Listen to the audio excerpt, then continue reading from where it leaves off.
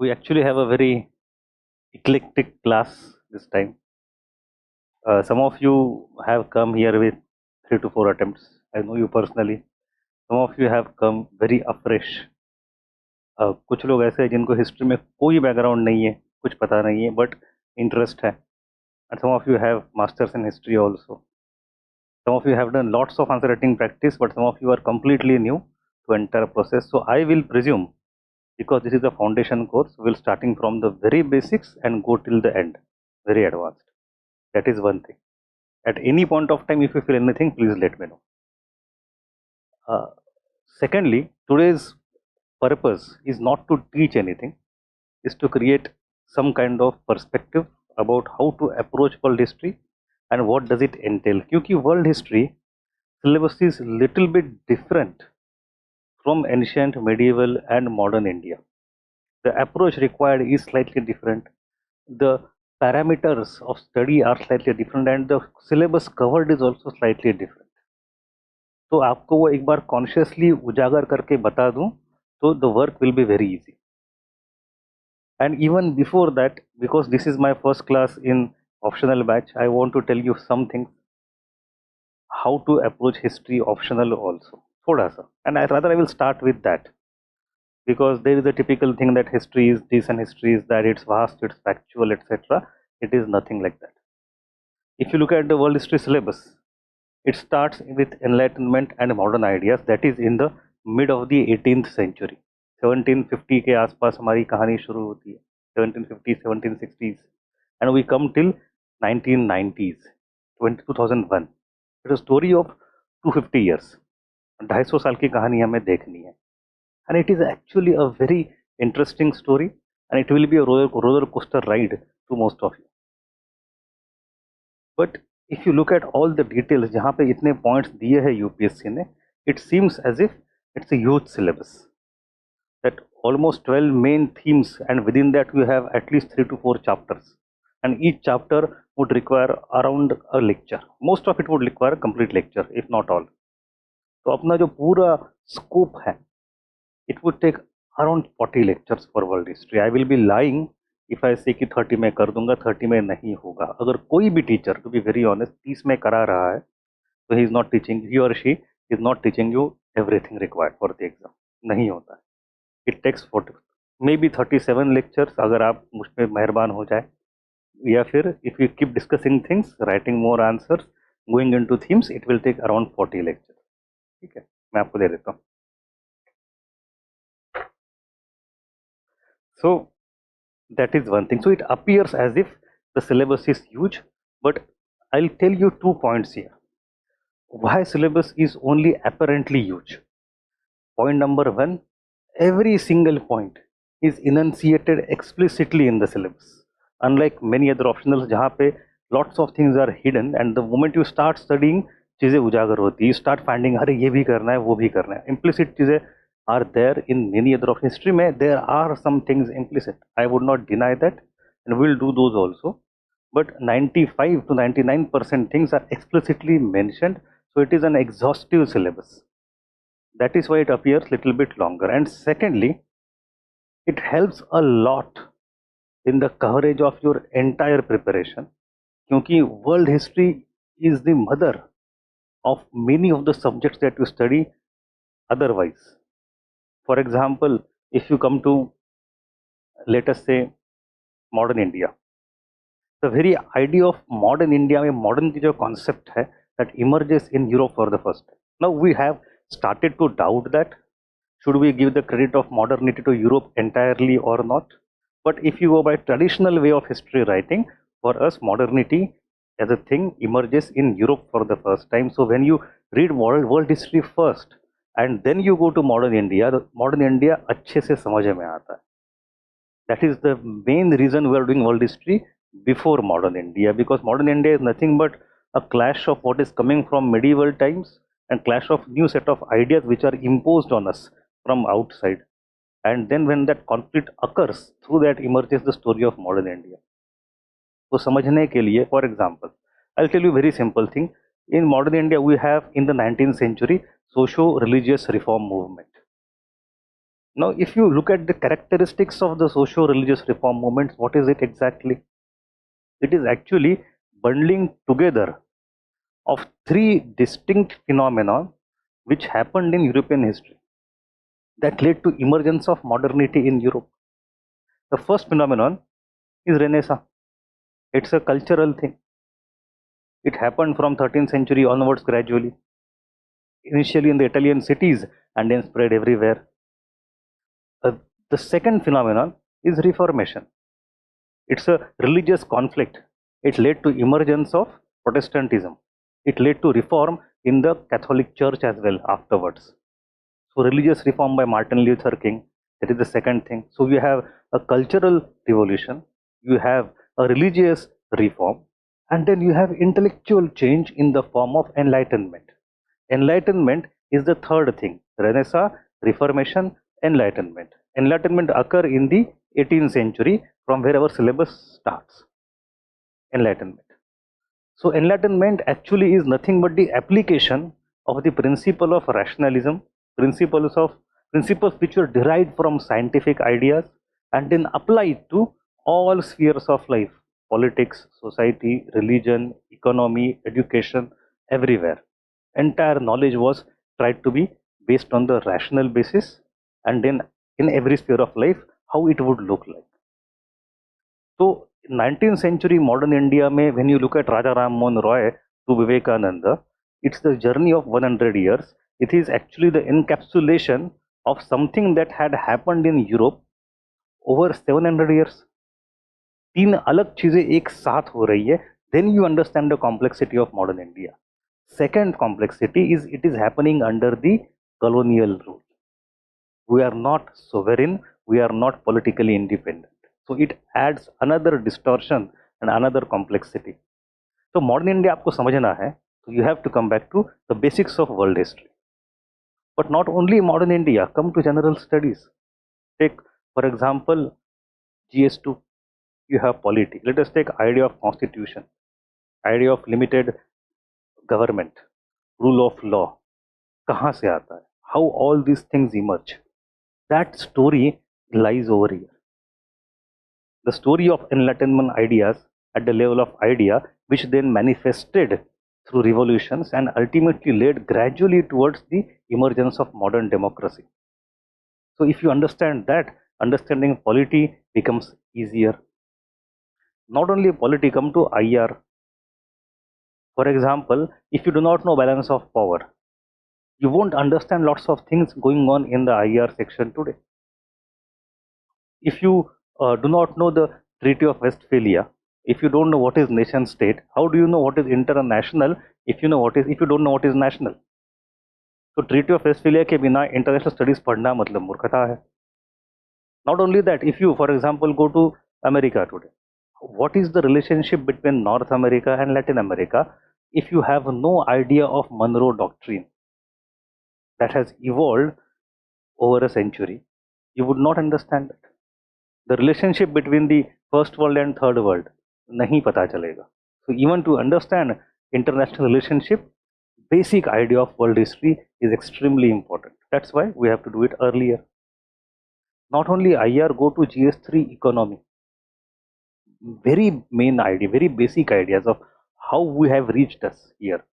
You would not understand without understanding the mercantilism, capitalism, industrial revolution, everything, welfare state, Marx, all those things. So even for GS, even for not only GS, आपकी आंखें खुल जाती हैं. ठीक है, नींद आ गई है. अच्छा, तो आपको दिखने में दिक्कत तो नहीं हो रही? अच्छा. So my point is that for modern India, for general studies and overall understanding of the world, history of modern world is very important. That's why even if rather I would not syllabus lamba hai, I would from my own end add some topics into it which I consider as hidden topic, which you should know in between, and not only in between, in the beginning also. Before modern, we have to understand basics and background. So for some hours before we begin enlightenment, उसके पहले क्या हुआ था, हमें वो भी थोड़ा सा बैकग्राउंड के लिए करना पड़ेगा. Not for the exam, but to appreciate enlightenment, you should know the background of what was happening in Europe for a few centuries before enlightenment. तो शुरू का कुछ लेक्चर जो होगा, that is just to create background. That is one thing. Now, so my first query about whether syllabus is huge or not, that is resolved. Second and more important topic is how to approach. You see, world history becomes little difficult for a couple of reasons. One major reason rather is that the terminology comes from various parts of the world which we have not heard before. And to memorize all these things is not easy. Think of only ancient India. Lots of you who come from North India, when you talk of Tamil literature, Sangam literature, Chola Empire, ये words आपको लगते हैं tongue twister है. And lots of those who come from South India find lots of bhakti sense of North as very random and complex. इतना कौन याद करेगा? कबीर और सूरदास में उनको फर्क समझ में नहीं आता. So, because even within India you have so much complexity. When you talk of the world history, you have to go to Europe. Even within Europe, from England till Balkans, आपको पूरा यूरोप कवर करना है. You have to go to Africa, Latin America, North America, Southeast Asia, Middle East, China, Japan, Australia, Russia. So different languages, different continents, different cultures, and then in every region you should know some basic facts, name of some people, name of some institutions. Some language will come from Latin, from English, from Japanese, from Russian, from everything. तो मुश्किल तो लगेगा.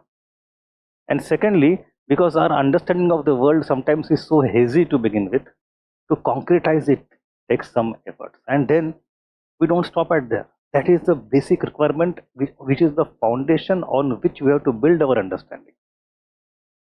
So that is one problem.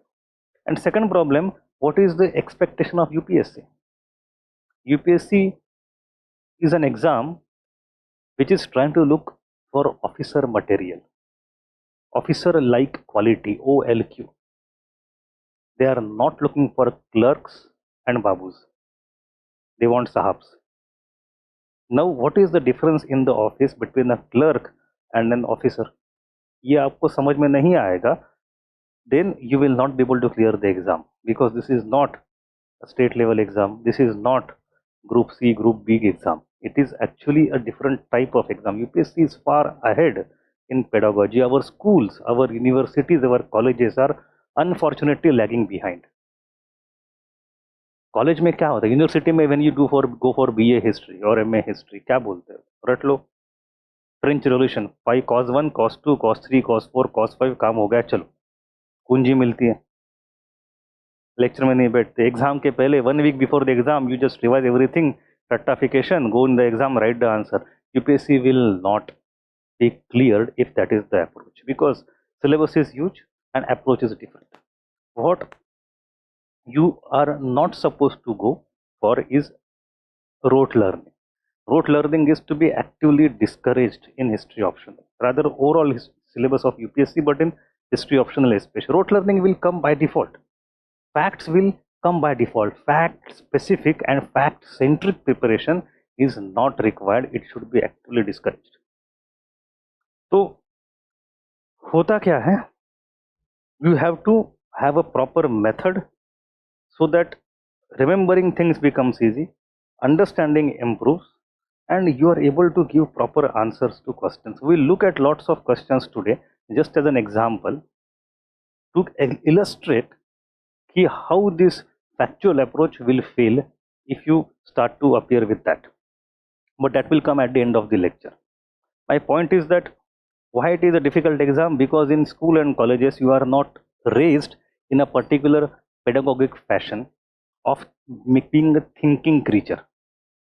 हमें वो सोच नहीं पढ़ाई गई. I will tell you one thing, like when I had at a point of time a colleague. She was from China, Yushi Yang. So she was 4 or 5 years younger than me. वो engineering के first year में थी. I was in the first years of masters. Difference was of 4 years. But her approach was so superior to me, क्योंकि हम साथ में एक project पे काम कर रहे थे, that I felt ashamed many times कि why can't I think in certain fashion that she thinks it's very natural. And she was not extraordinary. बाद में she went to Stanford for PhD. That's a different story. But the point is that because of her background, her school level training, her approach to entire research was very different. I got to learn a lot of things. I had another colleague from Brazil जो history कर रहा था. So I went with him in history classes person. On the very first day of history in master's course, they gave us projects. What do we think? How do we critically analyze? How do we perceive? How do we imagine? So critical faculties, imaginative faculties were attempted to be developed. In our schools, unfortunately, for some exceptions, there are some exceptions, but by and large that has not happened. But UPSC expects this out of you. तो वो जो gap है ना थोड़ा ज़्यादा हो जाता है. That gap is too much to cover in that 1 year. So struggle is not because our syllabus is huge. Struggle is because the approach is different and we are trained in a certain manner. But it is very much doable, and we'll do that in a month. उसमें कोई बड़ी बात है नहीं. So my point is that history appears to be factual, but if you generate proper interest, if you create proper linkages, if you go to proper concepts, it is actually like a movie. आँख बंद करो तो आँखों के सामने movie चलेगी. Answering also becomes very easy, and lots of questions which are unexpected, you are still able to crack them on the spot if you know the flow of the things. So don't look after facts. Facts will come as evidences to support the arguments, but they happen gradually. That is my second point. The first point that we discussed was, is the syllabus huge? The second point is about the approach. We don't need memorization technique, we want logical technique. The third point I want to discuss is that from the very beginning understand that this is a social science in which we have to go for interdisciplinary approach. If you say कि it is only history, so I will restrict myself to only historical domain and not talk of society and economy, ऐसे नहीं होगा. Rather, lots of concepts that we will use will come from sociology. Some of them will come from hardcore economics. Some of them will come from other disciplines, even psychology to some extent. For example, when you discuss World War I's consequences, there is something called as disillusionment. The entire generation felt disillusioned. And what was the psychological condition of society at that time? Now, we don't need to go much deeper, but simple बात है कि Sigmund Freud and Sartre, Sigmund Freud की जो idea है of psychoanalysis, and Jean-Paul Sartre, the idea of existentialism, both these things start coming out, becoming important for a force in the era which is coming in the wake of World War I's destruction. क्यों? पहले भी आ सकता था नहीं, but World War I's destruction, its background is very important to understand intellectual and psychological things also.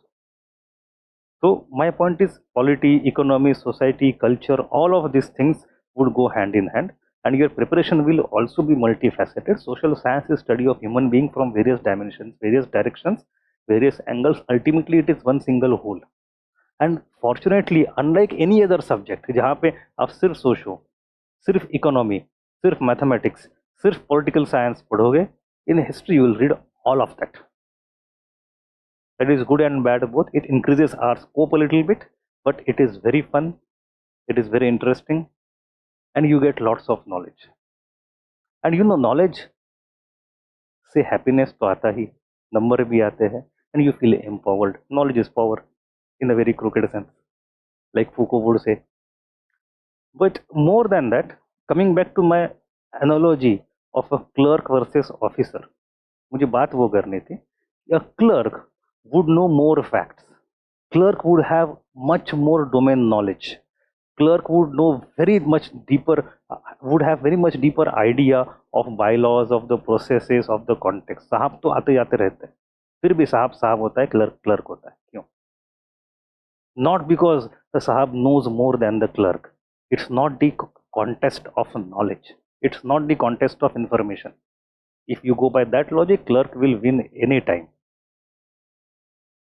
Sahab has the power of imagination, power of critical thinking, power of decision making, power of assessment.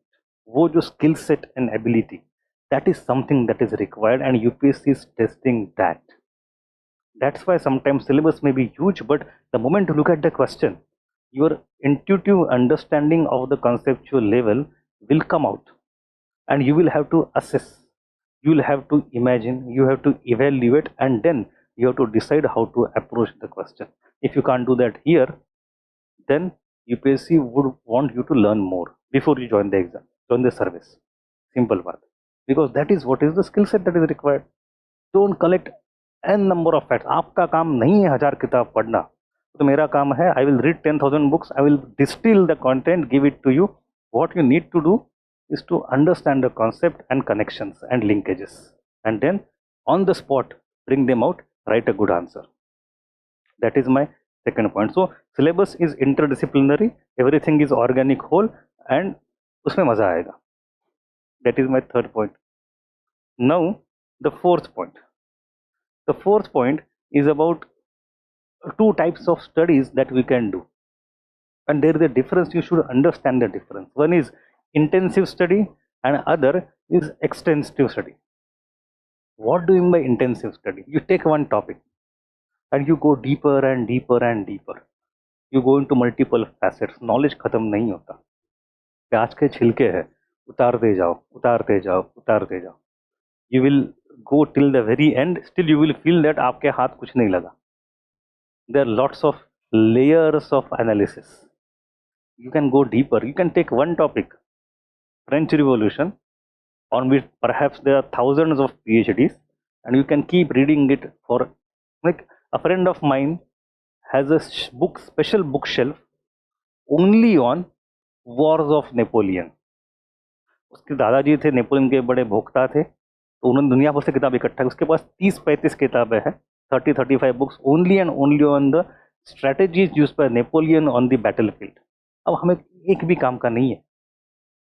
It may appear very interesting, but we don't need that. My point is, we don't need to go intensively so much deep into any single topic. That may be done by some people in academia. Academia का context अलग होता है. They do research. They focus on that single aspect. That is their work. We are not supposed to do that. Then it is not required for UPSC. If you rather sometimes if you go deeper and deeper, समझो आप खुद का गड्ढा खोद रहे हो. Topic का नहीं, खुद का गड्ढा, उसमें खुद डूब जाओगे बीच में अंदर जाके. So we have to understand that also. There is some limit beyond which we should not go deeper, and it will not help answering questions. Ultimately what you have is 150 words, 200 words, 250 words. In 200-250 words, what you need is 5 to 7 arguments and 5 to 7 facts. That is all. That is all. If you want to write, for example, causes of World War I, the story starts, let us say, in 1870, after Bismarck unifies Germany, and then goes on till 1914. So 40-45 साल की कहानी है. One person can teach that for entire course. 6 महीने का course duration हो सकता है, and we can learn that entire process in 2 lectures or 1 lecture. It is good enough for us. हम उतना ही लिख पाएंगे. So do not go deeper than what is required. But how do we know how much deep to go? What is the indication? Previous year question. It is the PYQs which tell us what is the scope of the exam. So horizontal scope is told to us by the syllabus, which we shall see in some time in detail, and the vertical scope, जो intensive study का scope है, that is told to us by PYQs. So we have to understand both extensive and intensive study. Intensive का intensity is determined by PYQs. That gives us a good idea to the mind of UPSC. हम उसके साथ चलेंगे. And understand that you have time which is limited. You can't do what I do, because you have to prepare for all the levels and all these subjects. I have to prepare only for history, that too only paper 2 nowadays. So this is what I am doing 24/7. So don't expect कि भाई sir को ये कैसे पता, sir को वो कैसे पता. अरे भाई हम कुछ और करता ही नहीं हो. ठीक है. On the other hand, I have a lot of sympathy and empathy for you, because you are struggling more than me, because you have to juggle everything. Your time is limited, and use that very wisely. Don't run behind 10 books and 20 toppers notes. हम books and notes की बात करेंगे in some time, but idea is try to finish, try to understand, build concept, come to answer writing, and then get the marks. Exam focus, because होता ये है ना, you know that story of Dharmaraj went to that तालाब, यक्ष came, बाकी लोग पानी P के मर गए थे उनके भाई पांडवों के, और यक्ष ने सवाल पूछे, ने जवाब दिए। तो एक पूछा था सवाल कि दुनिया का सबसे बड़ा, अच्छा, what is the greatest wonder in the world? And then Dharmaraj answered that people are dying all the time and still everybody thinks I am Amar, I am immortal. We may die tomorrow, who knows? But we don't consider that हम मरेंगे, बगल वाले मरेंगे, हम जिंदा रहेंगे, and we plan everything from that angle. And this for Dharmaraj or Yudhishthir is the greatest wonder in the world. How is it happen? Same thing is the life of aspirant. We think कि भाई बाकियों के लिए समय कम है, for me I have infinite time, I can read 10 books, I can read 5 notes. नहीं कर पाओगे, nobody can do that. So don't run behind more content. हाँ, आप एक काम कर सकते हो, that you get selected and then people come to interview you कि आपने क्या पढ़ा था बताइए. At that time लंबी चौड़ी लिस्ट बता दो, कोई दिक्कत नहीं है, impress करने के लिए लोग वही करते हैं. Anyway, so what we have to do is not to go for intensive study. Our primary idea is to go for intensive study as much as required only, but our main focus is on extensive study, horizontal linkages and connections, and that is where the main concept of history comes in. That is how the questions can be answered. तो आपको वो थोड़ा समझ होना चाहिए कि it should run in mind like a movie, and then I'll write a few questions, you get an idea that these questions cannot be answered by studying any single chapter. These questions cannot be answered by having intensive study without horizontal linkages. For example, one question was asked in GS only 3-4 years ago. Explain how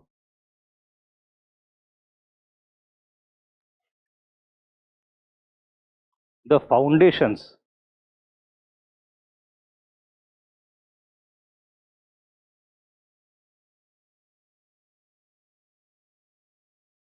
of modern world were laid by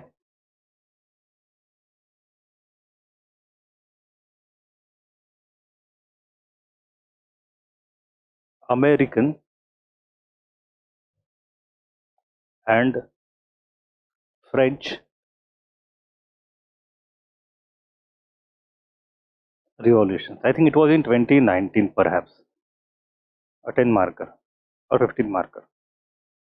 Now this question is explain type. I'll discuss directive words also very soon, but it's a very straightforward question which does not require lots of argumentativeness. Yet it requires a very deep conceptual understanding. Only if you read the causes and consequences of American Revolution, उससे answer नहीं बनेगा. If you look at the causes and consequences of French Revolution, again it will not help in writing the answer. What is the main keyword in the question? The main keyword is modern world. What do you mean by a modern world? What are its characteristic features? And if you have clarity on that 1, 2, 3, 4, 5, then you have to connect how this thing connects over here and this thing connects over here.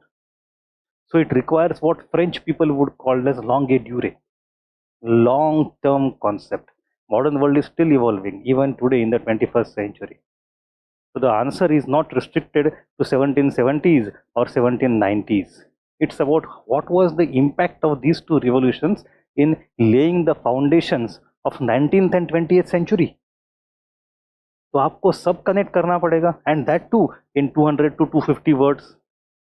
You don't have much scope to go deep, but you have to know the horizontal interconnections between the topics that are given in the syllabus. If that is not clear, तो गाड़ी फंस जाएगी. So our basic idea is about connectivity between the topics and making that as much clear as possible. I'll give you another question that was asked again, वही उसी साल के 1-2 साल आगे पीछे. Revolutions. It was asked optional whether Chinese or Russian, whether Russian or Chinese.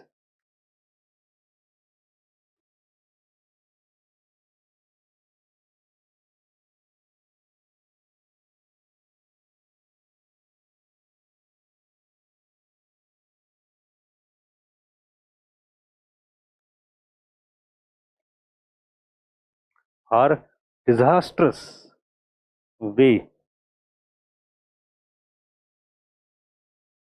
of bringing change.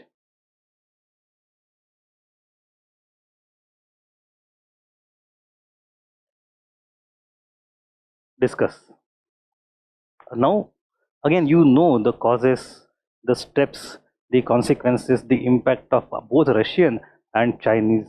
You also would know the comparative analysis between the two, जो हम class में करते हैं कि what is the Leninist idea of revolution and what is the Maoist idea of revolution. What is the difference in Russian and Chinese communism? You'll see that also in detail. But even then, you would not be able to answer this question. The question is judgment. क्या disastrous था? Now, some of you say, aha, it's the right wing government asking this question. Because the revolutions are communist revolutions, बोल disaster tha, batao. Now, then you would be full of ideological confusion. Should I take right wing stance or left wing stance? कोई जरूरत नहीं है right left की. You do not need to open that concept of ideological debate at all over here, or rather in any question.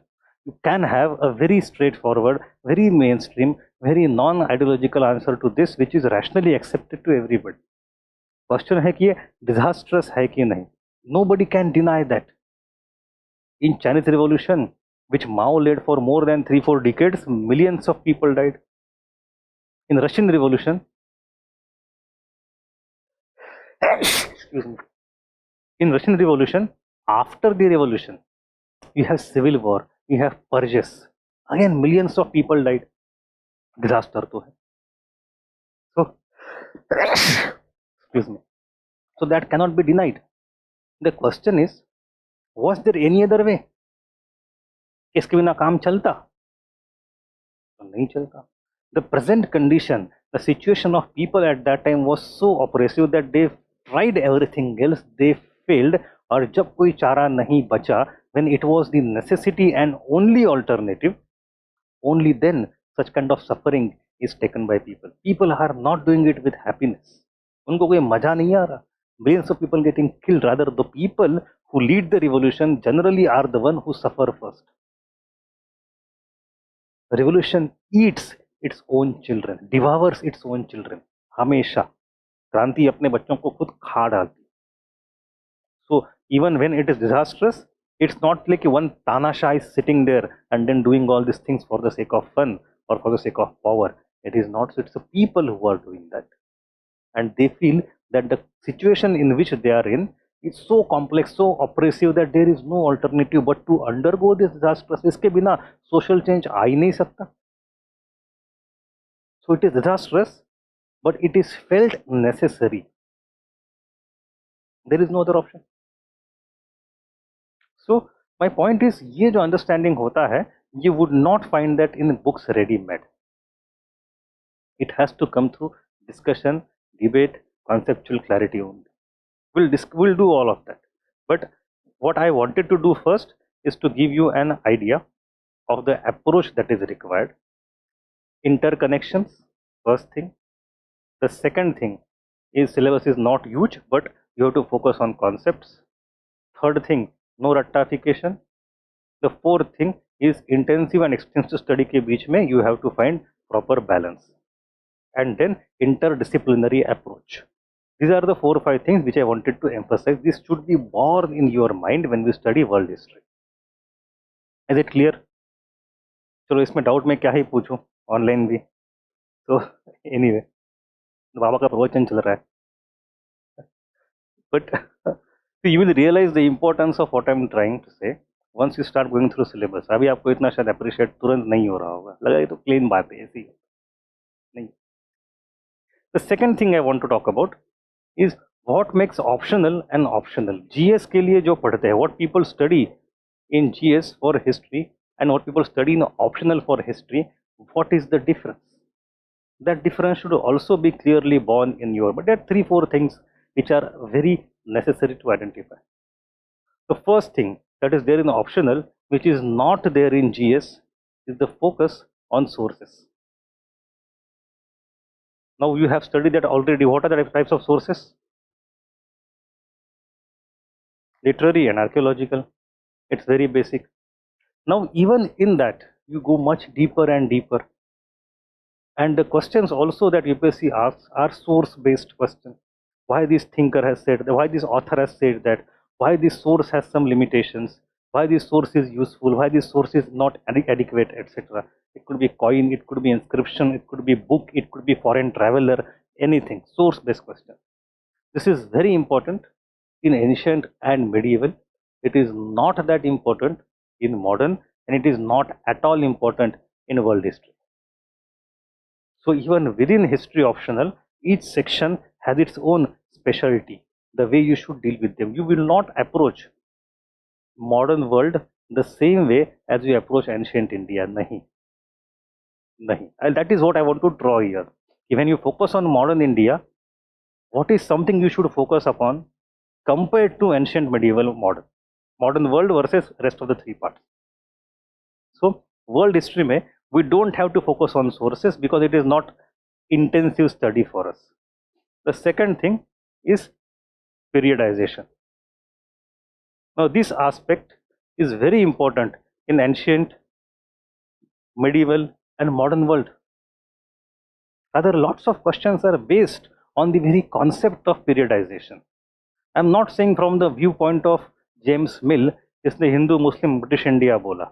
And then we say, is it Hindu, Muslim, British India, or is it ancient, medieval, modern India? And then what is the basis of division? That is a very typical question. That is not what I'm talking about. That is one thing, that is okay. It has multiple specialty things within that also. For example, should we call ancient India or early India? Nowadays the name has changed. Was there a concept or the era called Mesolithic? मतलब Mesolithic is the one which is inserted much later between Paleo and Neo. पहले पुराना and नया इतना ही था. बीच वाला Meso concept was added a few decades later by historians. Why was it added? Does it even exist? What are the characteristics and consequences of Neolithic revolution? Should it be called revolution or evolution? Right? If you go to, for example, the post-Mauryan era, the 500 years of post-Mauryan, 200 BCE to 300 C. Is it a dark age? If yes, why? If no, why? Why should it not be called as dark age? What is the idea of dark age? The very next era, Gupta era, is it a golden age? What is the meaning of golden age? Every country, every civilization has its own golden past. Periclean Athens हो, Elizabethan England हो, कुछ भी हो सकता है. India में Gupta era हो. So what is the idea of golden age? Is it there or not? You have arguments from both the sides. If you go to Chola Empire also, it's a regional golden age of South India. Then you go to the next era, that is early medieval. Is it a feudal age or is it not a feudal age? We started, अगर आप exam लिखते 15 साल पहले, 10 साल पहले जब मैं लिख रहा था 2012 में, 2013 में, और even before that in 25, then you would have by default gone ahead with yes, early medieval is a feudal age. Rather, the concept of early medieval अलग से क्यों बनी? पहले नहीं थी. You had ancient and then medieval. Now you have early medieval. ये नया बनाया गया. Why? Because this era has specific characteristic. Is it feudal? Now we consider it is debatable, and we have arguments from both the sides. But that's a different story. Point is the idea of early medievality is also there. You come to late medieval, what we call as nowadays early modern, 15th to 18th century. Mughal Empire is medieval empire or early modern empire? 18th century, again 18th century in the post-Mughal Empire and pre-British era, you have fragmentation of entire India. You have political fragmentation. It is also cultural, social, economic backsliding. So is 18th century a dark age? So you have all such characterization of various periods. which are in ancient, medieval and modern India, and we have to do that. Answers are based on that, questions are asked on that. It is required for conceptual clarity. We don't need to do it for world history. World mein, we are by default talking of modern world alone. We are not going into ancient world, dark ages, concept of early modernity, etc. The syllabus, fortunately for us and unfortunately also, to be very honest, starts with the middle of 18th century enlightenment. We are in the same world, same era, same period, modern world, full stop. So even this thing is not expected to be done in world history. It is very much expected to be done when we study ancient, medieval and modern. Then the third thing is very idea of studying history, continuity and change. Now this thing is very much required, fundamentally required for the idea of history in ancient, in medieval, in world and modern, everywhere. So this is something we have to focus. When I say we have to go for extensive study, we have to be able to connect enlightenment with French Revolution, French Revolution with emergence of nationalism, nationalism with liberal nationalism. That went on to clash with conservatism, which led to emergence of militaristic nationalism, which led to problem of ethnic nationalism, which led to World War I. So from French Revolution to World War I, it's a history, it's a long 19th century. It's a term used by Eric Hobsbawm. He calls this long 19th century from 1789 to 1914. But it's a long 19th century. यहाँ पे movie शुरू होती है, यहाँ पे movie खत्म होती है. तो ये जो continuity and interconnections है, they are very much important. And then when you compare one era to the other era to the third era, what continues between them and what is changing? If something is changing, what is that and what are the factors of change? It is where again lots of questions come from. It is where again you have to focus in your analysis, factors of change. In the old way, the Marxist way, the factors of change would start with economy as the basis, which would lead to social change, political change, ultimately cultural change, religious change, etc. So economy is the single point from where all the factors of change originated. That was a simple causality in the old traditional Marxist way of analysis. Now we know the reality is much more complex. We have lots of interconnections. Sometimes the change begins in politics, sometimes it begins in culture and then leads to economic change. Completely fine. So आपके पास ये at the level of idea, polity, culture, economy, society, technology, ये सारे factors of change में what is the interconnection? You should know very well. That is how the questions are answered. I'll discuss a few questions after some time. You will come to know. But these factors of change, connecting them to this change. What is the change and why is the change between era? If that is clear, आपका 90% काम हो गया in world history. 90%. I'm not joking at all. You will require relatively less amount of facts to be memorized and utilized. You will have a broad perspective. I am evaluating lots of answer copies nowadays क्योंकि test series चल रही है and exam is very close. This time के mains के बच्चे कई सारे हैं. So when I look at their copies, that is a constant feedback I have for them. It is not the textbook. अपने किताब के 4 फैक्ट्स पढ़े, यहाँ पे 4 फैक्ट्स लिखे. You have to give perspective, and the perspective involves factors of change analysis. Sometimes UPSC may ask the change was primarily in economic domain, critically analyze. Then you go for अच्छा नहीं ये भी था, ये भी था, ये भी था. American Revolution, for example. A typical question would come, I think I have used that question. Was it an economic revolt against mercantilism? So American colony or 13 colonies had specific economic interest and the British people had a different economic perspective. So was it a clash of two economic views, capitalism versus mercantilism? हम देखेंगे detail में. So if they say explain, you will say yes, reasons 1, reasons 2, reason 3, reason 4, full stop. But if they say critically analyze or examine, then you would say, okay, in the first half, you might perhaps agree to it to some extent, but then you have to go and say, ki bhai, it is one of the causes, or it was the fundamental cause, or it was the subsidiary cause, suppose not significant cause. जो कुछ आपको line लेनी हो, हम देखेंगे क्या line लेनी होती है. And then you have to go other causes, political angle, etc. So point is that change and continuity, that is the main meat of your world history. And then the fourth aspect that we study in optional, which we don't study in GS, and that is focus on historiography.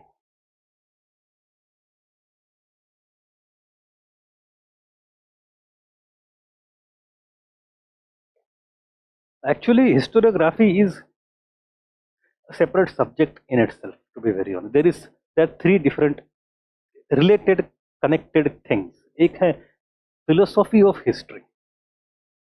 History का अपना philosophy होता है. It's a subject, philosophy of history. Then you have historiography, and then you have history, and then you have past. Our past is different from the term history, which is reconstructed by professionals. So we don't study philosophy of history, not required. दो चार मुहावरे पता होते हैं हमें. History is a continuous dialogue between past and present, says 𝐂𝐻 in Cambridge lectures and that thing. तो ठीक है, हम देख लेंगे. ठीक है. और lots of historians have given philosophy of history also, but we don't need that. Historiography is something we need very much for ancient, medieval and modern. Without that, half of the paper is unanswerable. You think you have answered the question, but you have not answered the question because you have not dealt with historiography. So for every topic, there are 2-3 important historians जो आपको पता होने चाहिए. But that is true for ancient, medieval, and modern history or world history. In world history, you are not supposed to remember all the names of historians. You are also not supposed to go into the depth of historiography. So इसको मैं ऐसे कर रहा हूँ. थोड़ा सा हो, it is good, not too much. Not as much as ancient medieval. In ancient medieval modern, you have to go deeper and deeper in historiography. In world history, superficial understanding also is good enough. थोड़ा छौक लगा दो. So I don't expect you to know lots of historians, although I will give you lots of names because I want to give you everything. What you can remember, what you should remember, thoda thoda. So for causes of French Revolution, I can give you at least 20 names. मेरे notes में 15 names already है. Within next 2 weeks, you will get those names also. But the point is not knowing those names. If you know this change वाला aspect, आपका 90% काम वहीं पे हो जाता है. ऊपर से, if you want to distinguish your answer a little bit, you can use 2 or 3 names. But don't obsess with the names of historians in world history because it's a world history. India काम नहीं कर पाते, दुनिया का करना बहुत मुश्किल है. तो आपका खुद का वजन नहीं बढ़ाना है. Remember, its time is very scarce and precious. It's a marathon. You have to carry some weight and reach the deadline in minimal time. It's an optimization type of question. If you increase your weight, you might not reach deadline on time. If you don't have any weight, तो timeline cross करके फायदा क्या है? So you have to carry some facts, but not too much fact. उतने ही facts जो सबसे पहले line cross करवा दे. ठीक है, बस basic है. So historiography is required, but not very much. Our focus will be on change and continuity, and थोड़ा सा historiography will not focus on sources and periodization in the case of world history. For ancient, medieval, modern, that part is also done. For modern, source की जरूरत नहीं होती है. For ancient, medieval, you need sources. For modern, you need periodization and historiography, everything. लेकिन in the world history, only 3 and 4, primarily 3. ठीक है. Now I want to add one more point, the 5th point of what distinguishes world history from other aspects of history. That is something I realized quite late in my preparation because UPSC has not explicitly talked about it and nobody teaches that. History में भी ना, you have different streams. Social history, you have economic history. Nowadays you don't go into that kind of domain. You have much more specialized Dalit history, feminist history, environmental history, subaltern history. You go even further than that. You have connected history, for example. Sanjay Subramaniam talks about connected history, transcending national borders. So you have networked history. So lots of new ways of history writing have come up. We don't need to go into that, but उसकी थोड़ी सी अगर idea होती है ना, questions पकड़ में आ, you get the hold of questions very quickly. For example, what I realized quite late in time, that if you talk of ancient medieval history, we talk of, for example, sources to छोड़ दो, we talk of polity, we talk of admin, we talk of economy, primary, secondary, tertiary, and technology, etc., monetization, all those things. We talk of society, caste, gender, and class analysis. Then we talk of religion, philosophy, and then we talk of culture. In every chapter of ancient and medieval, this is a typical structure. उसके पहले बस sources जोड़ दो आप. Am I right? Now, in world history, we don't do that. We don't follow that. In world history, we are focused not on society. We are focused not on religion philosophy. We are focused not on culture. We are focused not on bureaucratic structure also, how the state functioned, etc. We are focused on political history. We are focused on thoda sa economic and technological history, like in the case of neo-colonialism, or in the case of industrial revolution, in the case of world war being total war, etc. You have to talk of thoda sa economy and technology. But again, that is a second. Not all topics require that. There are some topics which require it, not all. Our basic focus in world history is on two things. One is intellectual history. Look at the syllabus properly. You will come to know you are supposed to know intellectual history a lot. We don't do that in ancient, medieval, modern. In modern, for example, thoughts of Ambedkar, Gandhian nationalism, thoughts of Bhagat Singh, what is Marxist idea, what is Tagore's idea of the international concept, वो हम नहीं पढ़ते modern में, because those things are studied in political science. We don't study Aurobindo and Tilak's idea on Gita, etc. Those studied on philosophy. We study on political history. Similarly, or rather on the contrary, in the case of world history, we are supposed to go somewhat deeper into intellectual history, which we don't do in Indian history. For example, we talk of enlightenment. Enlightenment is nothing but intellectual history. What are the thoughts that came, that shaped the version, the idea, the perspective towards society, economy, polity? Who are the thinkers? Two thinkers are specifically named by UPSC. Rousseau, excuse me, sorry, Rousseau and Kant. So you need to know at least half a dozen thinkers in very short, and these two thinkers in detail, because individual questions are asked on those thinkers. 10 markers and 15 markers every year, at least one question would come on those thinkers. You go to Marx. The second topic in syllabus is of again intellectual history. Utopian socialism, pre-Marxist idea. Then what is the intellectual contribution of Karl Marx and how Marxist ideas continued afterwards?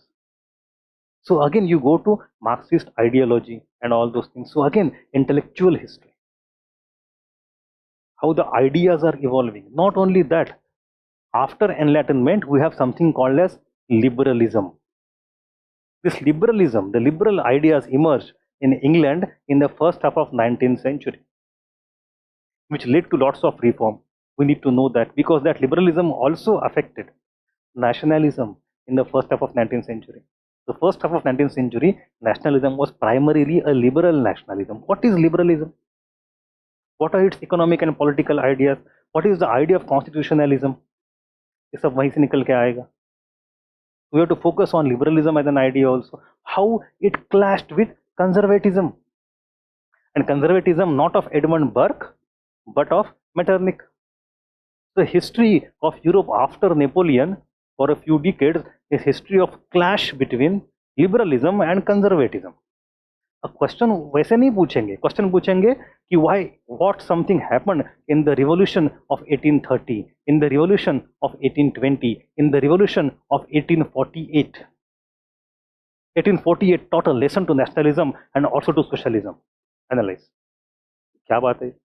You should know the long durée idea of clash between liberalism and conservatism. You need to know all two more facts. Then you come to emergence of nationalism. What is the meaning of nationalism? Is the most important, latent and potent concept that we have to study. History of modern world is nothing but history of emergence of nation state and its spread across the globe and the disastrous and good both consequences it brought in its wake. It emerged for the first time in Western Europe, in France and England. As here, it was based on primarily language. I am the speaker of French language based on Paris or Paris, and then that was standardized and enforced upon everybody in France. Same thing in England. आप Welsh को and north England के ऊपर जाओ तो वहाँ पे Scottish को suppress कर दो, केल्टिक लैंग्वेज को. You create a nation by forging the linguistic bond, top-down enforced linguistic bond. But then nation was created. If you come to Central Europe, as the ideas that emerged in West gradually moved towards Central Europe, it took 100 years, from 17th, 18th century till 19th century. Here you have actually large empires which are multi-ethnic empires. उनको तोड़ के आपको अब नए देश बनाने हैं, because those देश are based on idea of religion, idea of ethnicity, idea of language, idea of nationality. So Germany and Italy are created. It led to lots of war. It led to change of balance of power in Europe. It led to lots of consequences. And when the same idea of it's all in our syllabus, and the same idea of nationalism now travels to the Eastern Europe, in the Balkans, it creates ethnic problems. So idea that emerged in the Western Europe took 200 years to reach Eastern Europe. As it is traveling, nationalism is traveling in every region, it is creating its own unique set of problems. We have to study those. We should know this is the idea of, and when the nationalism comes to colonies, anti-colonial India ho, China ho, South Africa ho, Latin America ho, America ho, we have a different version of nationalism altogether. So we have in intellectual history also to look at history of nationalism. Not only that, in the economic intellectual history, mercantilism and capitalism, कैसे ideas है? UPSC asked a question on comparison between Adam Smith and Marx. लिखो. Have you read Adam Smith before? नहीं. But question is being asked in the context of Adam Smith ने जो miss किया, marks ने क्या देखा? So you have to talk from the point of intellectual economic history as well. Not only that, you come to imperialism and colonialism. Every year at least 2-3 questions come in the context of concept of imperialism and concept of colonialism and concept of decolonization. Again, at intellectual level, at the conceptual level, at the level of idea, you should know these things. And then balance of power, nation state, etc. So one important point in the world history is you have to focus a lot on intellectual history. And the second important point is political history.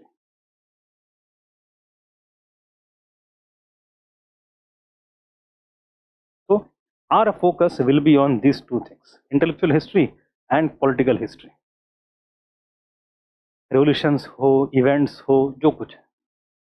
That is our, we are not supposed to study administrative structures. We are not supposed to study social factors, society का उस समय structure क्या है. There are some questions that are asked, sometimes on gender, sometimes on roaring 20s, etc. But they are few and far between, and जहाँ जहाँ है वहाँ करेंगे. We'll do those also wherever they are important. But in entire syllabus of modern world, you would have that kind of factors at hardly at 2-3 points. Otherwise, it is just one of the causes in political history or one of the consequences of political history. It becomes only 1 point ही होता है हमारा.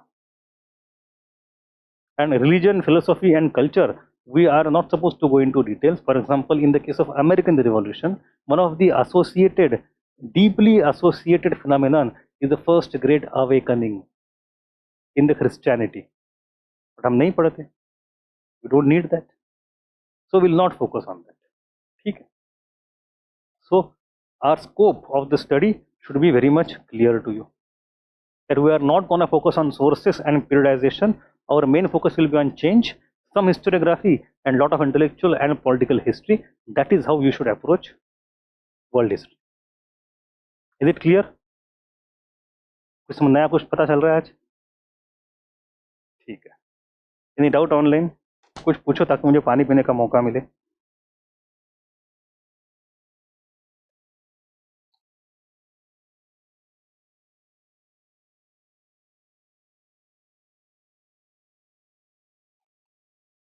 Okay, how many students are offline? Gauri आप आगे देखो, ऐसे नहीं बताऊंगा मैं। हाँ, ठीक है, एनीवे, कम बैक। हाँ, but we are more than adequate students offline. Now the next topic, we have to gradually start to understand our syllabus, and the syllabus, the topic is world history or modern world history.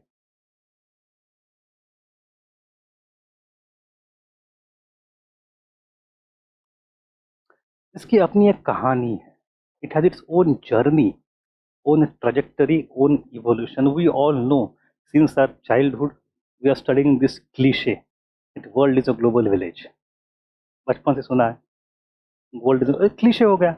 It's like अब तो एक global घर हो गया है ये, what ever the case may be. So the point is how it came to be. It was not so a few hundred years ago. So our question or our quest of understanding the syllabus of world history is based on single criteria: what are the factors, what are the events, what are the processes which created this modern world.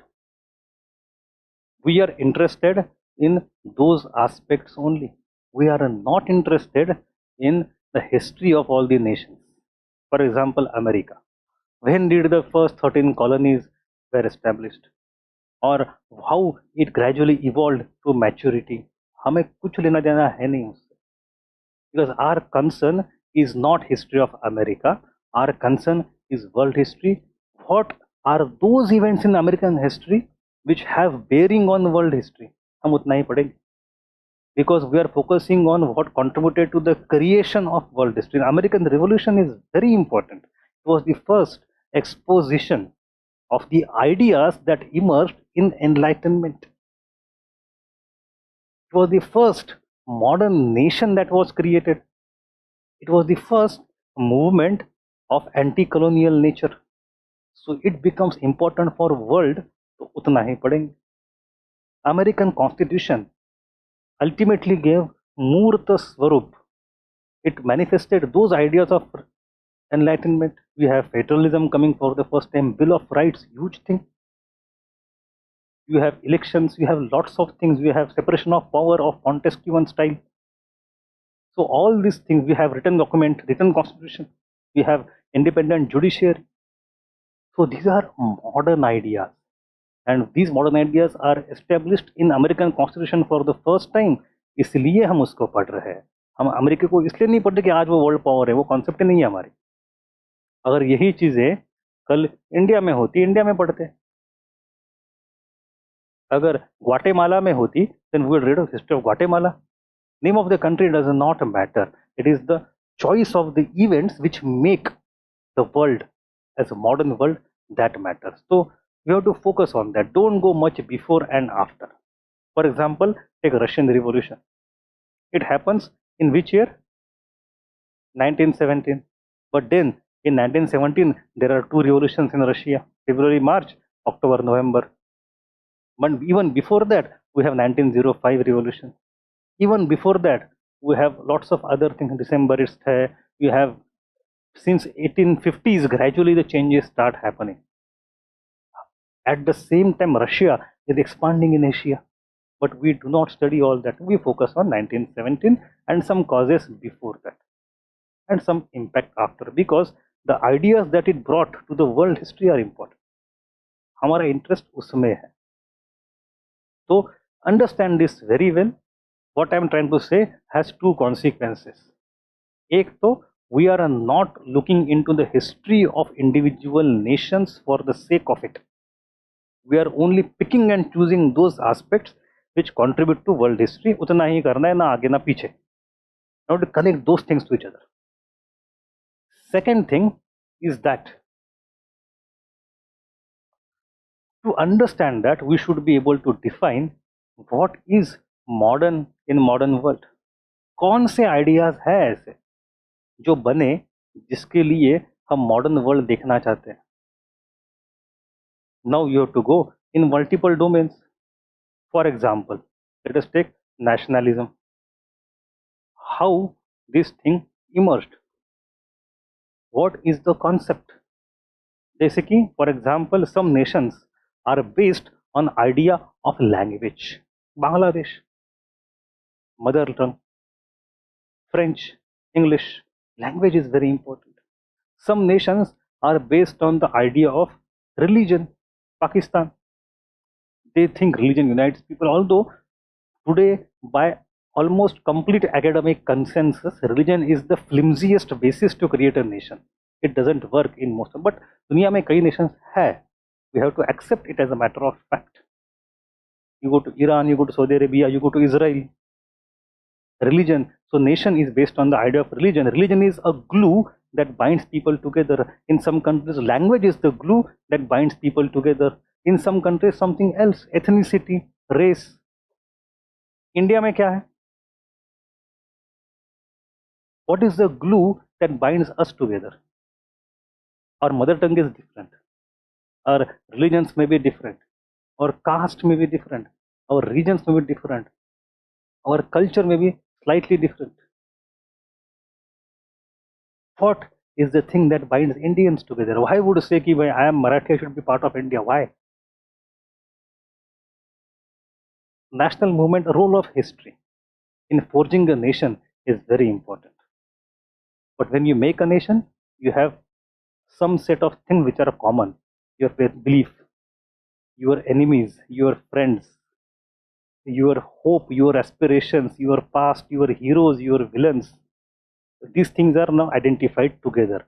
Then you become a nation. But anyway, so basis क्या है इसका? Then you have to understand that as I said, nation moved from west to east gradually, how it kept on creating new and new problems. That is the idea of modern nation. Modernity में modern nation is very important. The second idea is, for example, democracy.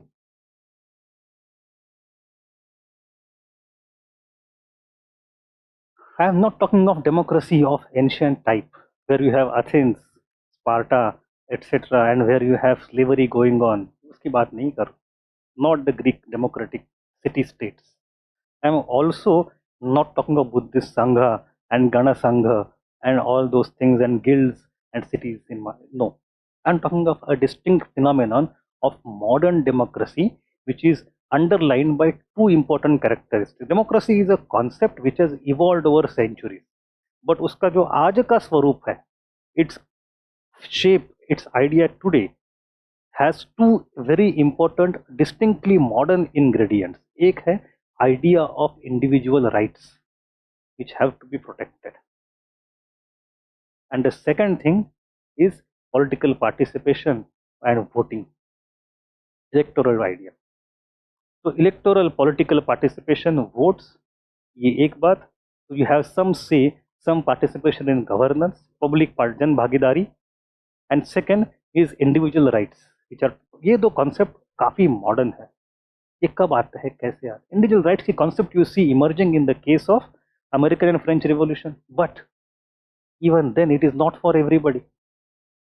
American Revolution में the slaves are not considered as equal. In French Revolution, even the women are not considered equal. So it is not the democracy that was created by American French Revolution, rather it is the beginning of the creation of democracy. Modi ji, हमारे prime minister, अभी गए थे France a few months ago on the day of Bastille, right? Bastille जब गिरा हुआ था, वो जो हर साल मनाते हैं फ्रांस, तो the fall of Bastille was an important event in French Revolution. Why is that an important event? I rather expect some question this year on that.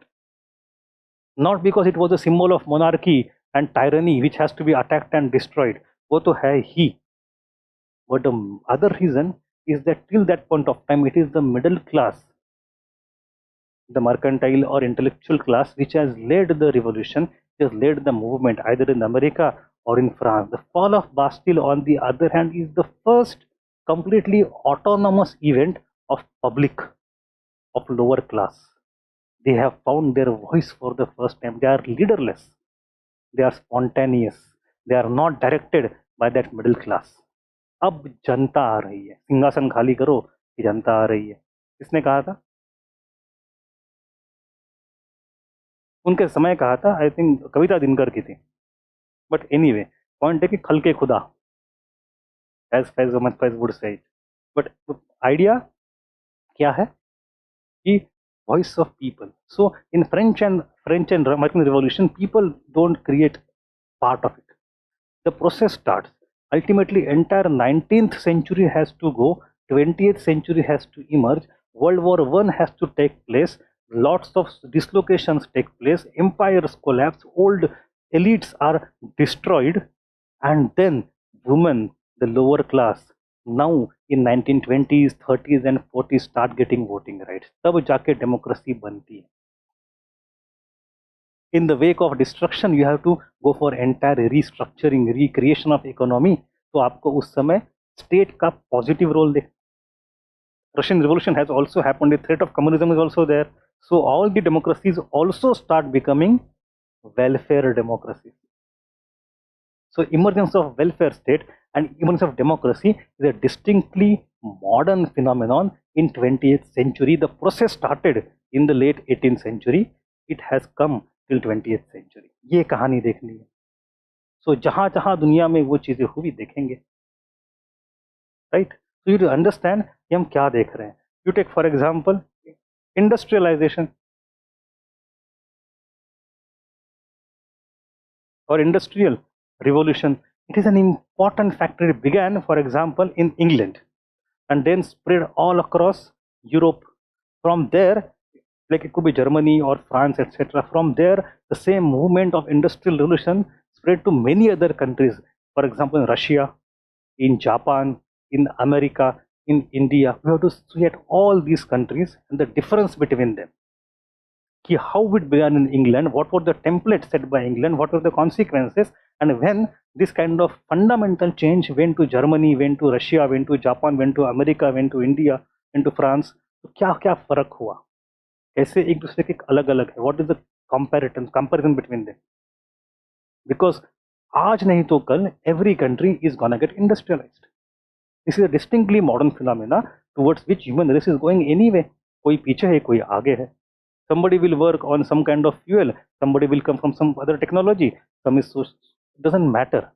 Modernization means industry and service sector बढ़ना है. So when you talk of modernization, we have to talk of these things. कहाँ से आती है? We talk of social change also. In society, for example, you have individualism. Individualism comes from liberalism, a बहुत important ingredient. You talk of secularism, which emerged out of, again, enlightenment and then gradually revolutions.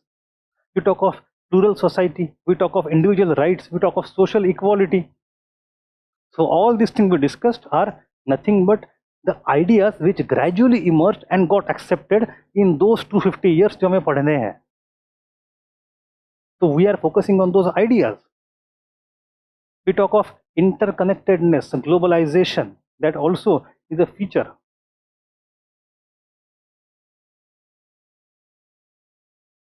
We have all these things. When these things are present, you call something as being modern.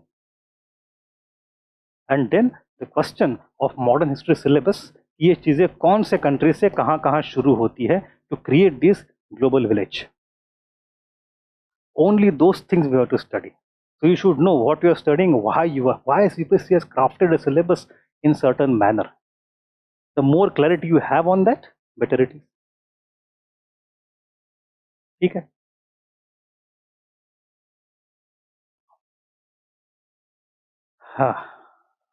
Now let us look at the syllabus for a moment.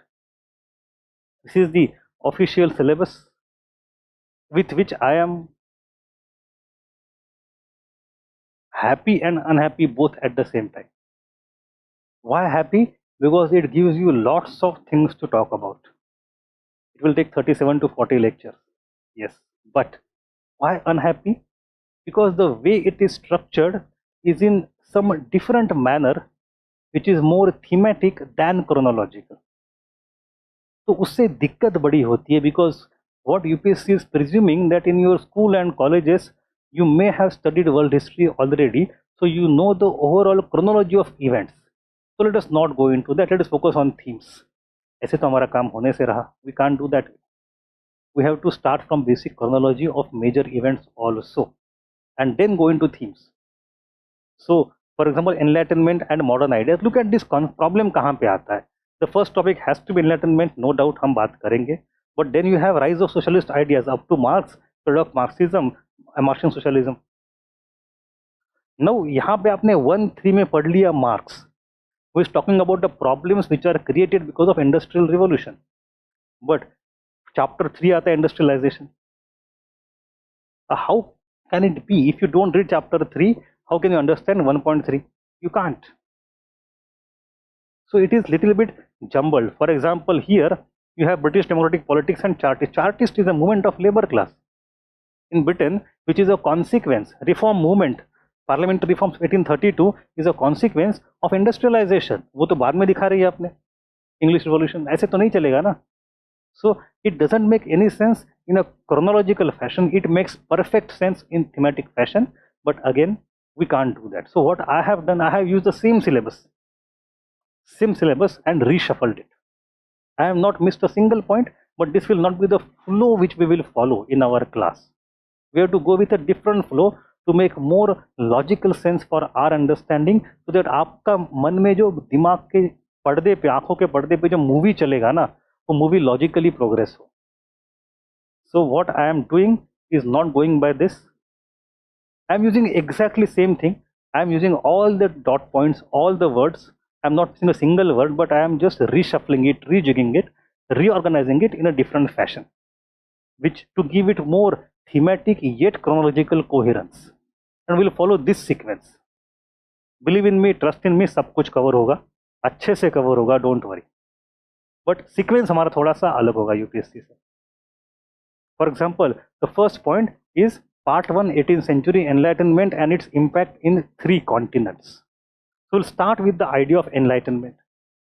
But we cannot start there, because enlightenment is trying to give a solution to some problems. But what are those problems? To appreciate that, we have to go few centuries before enlightenment, which will be our tomorrow's first lecture, which is actually technically out of syllabus. हम पढ़ रहे हैं, for example, 1789 when the French Revolution start, or 1770s when you have American Revolution, till 2021 or 3. Let us say 2000 only. This is our syllabus. So this syllabus, this era is called as modern world. आजकल we talk about another concept called postmodern world, postmodernity. So far UPSC has not given us any indication that it is interested in the concept of postmodernity in history. In political science, in even PubAd, they are interested in postmodern idea. In history, they have asked only 1 or 2 random questions about the decolonization, France, Fanon kya bolta hai, etc. We'll see them. But we are not going to go into postmodern much. But what we have to go into is something that came before modern. So from 1500 till 1800, this era is called as, anybody? Early modern. Renaissance is one section over there, but early modern. So the point is, you do not go from medieval to modern abruptly. इस कमरे में थे, उस कमरे में चले गए दीवार क्रॉस करके, ऐसे नहीं होता है. You have something called as medieval dark ages, from where you come to early modern, and from early modern you come to modern. Generally in graduation, post-graduation level, you have different papers on early modern era and different papers on modern era. We can't give, because ये भी 300 साल है, ये भी 300 साल है, 250 साल है. We can't give both of them equal weightage, because in our syllabus only modern world is there, but modern world is based on the foundations laid by early modern. तो मुझे इसके बारे में आपको बताना पड़ेगा. because these are the situations to which enlightenment is giving answers. Enlightenment मतलब क्या है? प्रकाश, प्रबोधन पर्व. So when you are trying to bring light into something, you have to first know what is darkness and how the light is coming up. So you have to focus on some kind of, so tomorrow's lecture will be about early modern only, then we will gradually move towards enlightenment. Then our syllabus will start. But you will not understand enlightenment till the time you understand early modern. Okay? It contains scientific revolution, it has age of discovery, Renaissance, Reformation, rise of nation state, Westphalia, Protestantism, everything. So we'll discuss those. We'll not go into lot of details. एक डेढ़ lecture में खत्म कर देंगे, but you should know those things. To be very idealistic, भगवान ने scope दिया नहीं है, वरना what we would like is to start from Roman Empire. वरना गाड़ी, क्योंकि गाड़ी वहीं से चलती है, ये तो बीच वाले स्टेशन से सारे. Rise of Christianity, rise of Islam, Byzantine empire, Sasanid empire, Ottoman कैसे आते हैं, कौन है. If you don't understand this things, I still feel that you will face thoda problem in first few lectures, because we are starting abruptly out of no context. When we start in India, for example, we start with the caveman. कि आप पत्थर से tool बना रहे हो, तब से लेकर आप गांधी बाबा तक आते हो, then you don't feel any problem because it's in continuity from the very beginning. But in the case of world history, we cannot have that continuity. We are starting at some point. जैसे movie चल रही है, आप बीच में जाके बैठो, अब देखो मूवी आगे, तो थोड़ा शुरू में प्रॉब्लम होगा, which is expected and which is fine. I'll try to make it as less as possible. But then that's why we don't start the movie over here. We start movie little earlier, ताकि by the time you reach here, you are clear. So you have first of all enlightenment and modern ideas. We focus on ideas, and then two thinkers, Kant and Rousseau. Again, the intellectual history that we start here is little difficult. Understanding Kant would require you to understand empiricism, rationalism, the tussle between the two, and how we found the solution to that tussle. इतना आसान तो है नहीं, because the tussle between empiricism and rationalism is much more deep, much older. But we can't do much. We have to start with what is given to us. So we'll study that properly. Then you go to how these ideas of enlightenment manifested themselves in three different continents in three different manners. American Revolution. We have to look for three topics: revolution, constitution, and civil war. We'll see that in series it will take almost entire week. एक हफ्ता will go on only American Revolution. Every year at least one or generally two questions come. एक तो आता ही आता था पक्का. And there are so many topics here, to cover them it requires 3 lectures easily. Then you come to French Revolution. दिखने में लगता है छोटा सा है. It is one of the biggest topics. It will take at least 4 to 5 lectures. Only French Revolution. And then we have Latin America, Simon Bolivar, the El Libertador. But that topic will not take much, half a lecture or little bit more than that.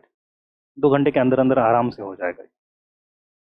So in all these 3 continents, the ideas of enlightenment led to various revolutions which concretized those ideas in political domain. Then you go to 19th century. In 19th century, we look at 3 different aspects. One aspect is the political history of Europe.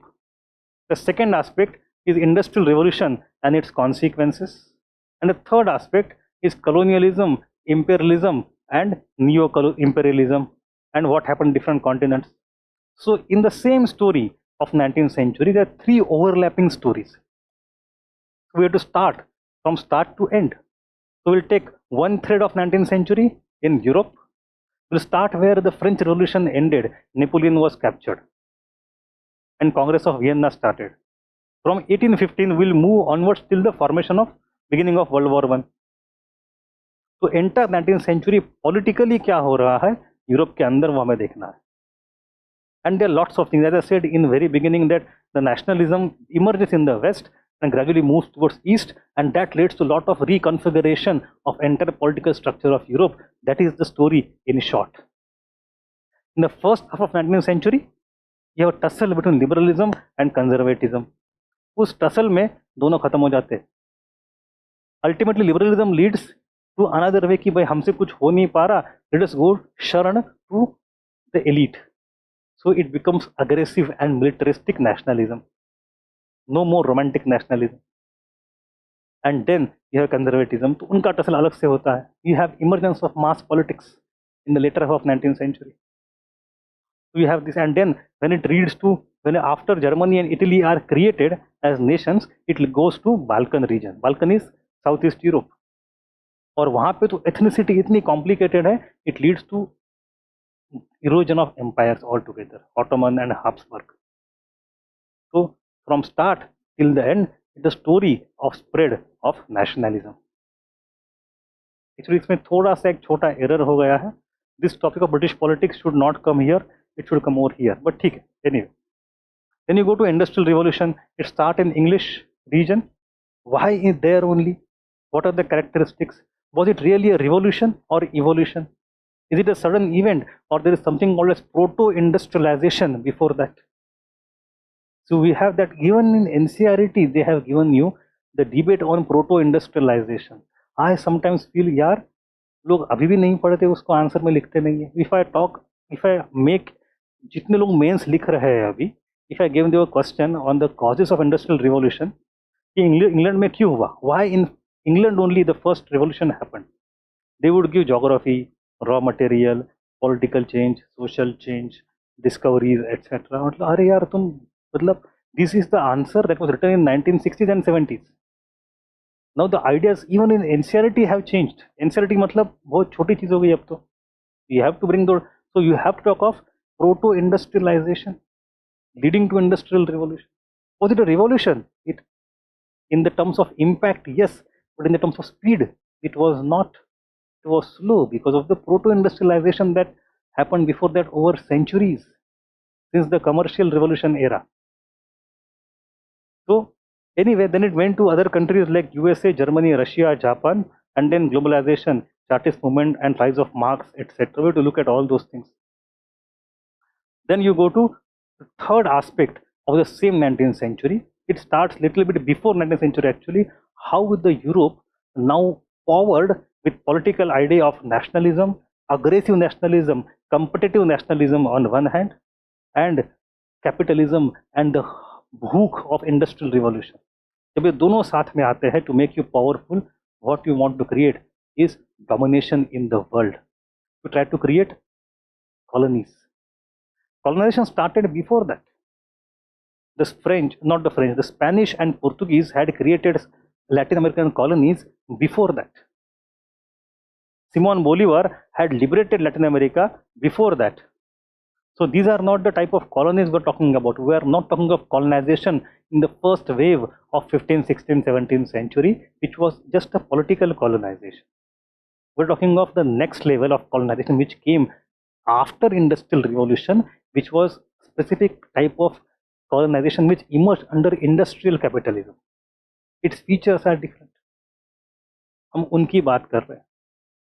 जैसे in modern India we discuss कि आपके पास पहले mercantile capital आता है, then you have industrial capitalism and then financial capitalism. So mercantilism is the earlier era, वो हो गया, उसमें अमेरिका बन गया था, लैटिन अमेरिका बन गया. That's a different thing. Here we're talking about the next level. We're talking of neo imperialism. Industrial revolution के बाद जो आता है वो, उसमें क्या क्या हुआ. Then you reach 20th century. So 19th century, three themes overlapping from start to end. It would take almost half our course. Then the next things are 20th century. Again you start 20th century by Eric Hobsbawm is called as the short century. Short 20th century. It starts in 1914.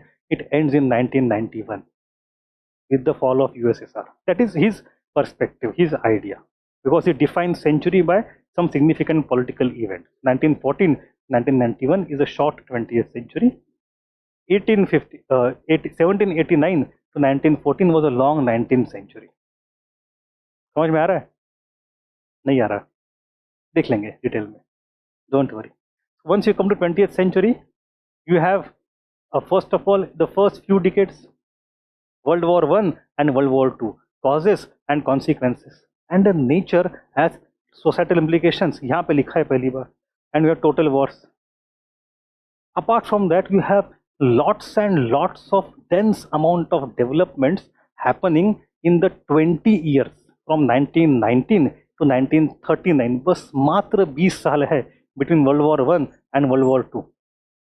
Within those 20 years, we have humongous amount of changes happening. Not only we have the Russian Revolution that happened there at the fag end of the First World War, it led to creation of the first communist regime. We also have the fascist counter-revolution, Mussolini and Hitler coming up. Before that, we have Congress of Paris Peace Treaty and its consequences. We also have huge amount of changes happening in the Middle East, in the Arab world. Arab nationalism का एक stage आता है. You have Kemal Pasha and Ottoman Empire ending. So वहाँ के changes are very important. Israel, Palestine, Sykes-Picot, everything. Then apart from the Middle East and Egypt, etc., you also have changes happening at the global scale in economy in the form of Great Depression. So Great Depression आता है and New Deal, etc. All those things happen. So if there is a lot of density, it will take 2 weeks for us. 5, if not 6, at least 5 lectures only to cover interwar years. 1 lecture on fascism, 1 on half lecture on Great Deal and all those things. So उतना समय लगेगा. You have to bear with me. I am really sorry. अगर आपको 3 महीने में history optional करना था या 4 महीने में, तो यहाँ पे नहीं आना था. Will take 5 months, 5 to 6 months. क्योंकि उतना सिलेबस है. And what we want to ensure कि आपका देखो होता क्या है ना, you start at a level where you don't know anything. You have to digest many ideas. You have to think about them. They should become natural to you. It takes time. Wine जितनी पुरानी हो उतनी अच्छी होती है. ठीक है. So it requires certain process. So here also for interwar developments we also have League of Nations and its attempts and failures. It will take at least 5 lectures, at most 6 lectures, but it is an important topic. So ये होगा from 1914 and even before that as a causes of the World War I till 1945 nuclear age begins. Then you go the world after World War II. That is our last section, but it has multiple themes clubbed into it. You have Chinese Revolution. We have emergence of 2 power blocks, the East and the West, First and Second World. And then you have emergence of Cold War. We have at least every year 1 or 2 questions on Cold War or some facets of it, its evolution, its regional theaters, its causes, its consequences. This Cold War is happening at the global level. What is happening in the Europe? Again we come back to Europe. Because somehow I'll discuss in some time, European history is the center stage for us. So Europe, post-war foundation, NATO and European community. जितना Europe divide in था at the time of Protestantism, at the time of Reformation between Catholics and Protestants, which led to decades of wars. Similar amount of division in Europe reoccurred in the 20th century after World War in the case of Eastern Bloc and Western Bloc, communist countries and Western countries. And you have developments happening in both sides. Especially we focus on European community, expansion of European community, ultimately leading to European Union. We have to look at the history of Europe also, how it was divided, how it got united, and the changes happened in Eastern Europe in 1989, 2001. आज जो हो रहा है Ukraine में, it is nothing but continuation of same thing. Everything has a past. We have to see. इसका अपना 1-1.5 lecture होगा कम से कम. Then you have to look at what is happening in the third world. The world was colonized. World now after Second World War starts getting decolonized. It leads to creation of 200 countries today, and more than 60-70% of them have some form of democracy. And both these ideas of nation state and democracy came in modern sense from Europe. So हमें वो पूरी history देखनी है कि which continents, lots of questions come on decolonization and they come from different small countries here and there. It does not mean that you have to study history of 200 countries. No. We have to look at structures and patterns and comparison and take hardly 4 or 5 case studies which are given in our basic books. Then you'll be able to answer any question. So we have to talk about decolonization. Then you go to UNO. It's a small topic, UN and global dispute, the reforms in UN required, etc. and then factors led to the collapse of Soviet communism, 1991, and Gorbachev. And finally, you have end of Cold War and emergence of US as the sole unipolar or sole power unipolar world. That is the end of 1990s for us. आपका जन्म कब हुआ था? Whenever you born? 96. आप 2002. So you have not seen USSR in your life. मैं छोटा बच्चा था, टॉडलर था, 4 साल का, 3 साल का. I was born in 1988. So even I did not see USSR, but I remember the consequences being discussed in my childhood. 5 साल का, 7 साल का बातें चलती थी, कुछ याद तो है नहीं. I started reading newspaper when I was in maybe 3rd or 4th standard. तब भी उसके consequences चलते थे. The point is that you are born in different world. आप क्या बोलते हो? जेन जी के लोगों कुछ यहाँ पे जेन जी बोलते हैं ना. हाँ, मिलेनियल 1990s के होते हैं. 2000 के बाद वाले जो है वो जेन जी वाले. नहीं, it's not only social, it's a different generation now. Because these people are not only, I was born in the socialist era. You are born in the post-communist world. Those people who were born after 2000 are born in the world of social media. उनके लिए pre social media world मुझे पता Orkut आया था, क्या हुआ था. Right. इन लोगों को बाय डिफॉल्ट जब हाथ में मोबाइल आया, सामने फेसबुक तैयार था, है ना. तो मतलब बच्चे का जन्म 2002-4 में अगर हो जाता है तो उनके लिए बचपन से फेसबुक है. It's a different world, they can't imagine. But anyway, my point is that we'll come to that world and stop. That is our history. Now, this is a basic idea of what we want to cover. I want to cover one important theme today. And then I want to show you some questions and how to approach questions also. Because time to hai na, time.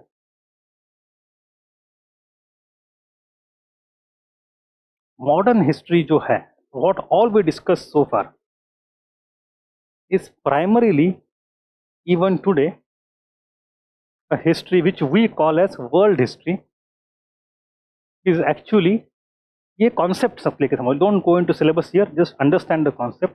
We call it world history, but it is not a world history.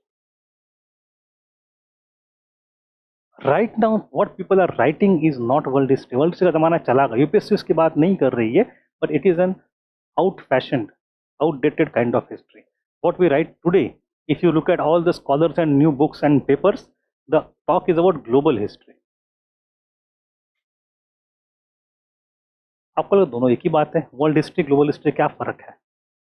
There is a huge difference, and that will make your ideas clear. When we focus on world history, what we focus on and what UPSC syllabus also focuses on is largely the emergence of modern ideas happening in Europe. So it is by default a Eurocentric history.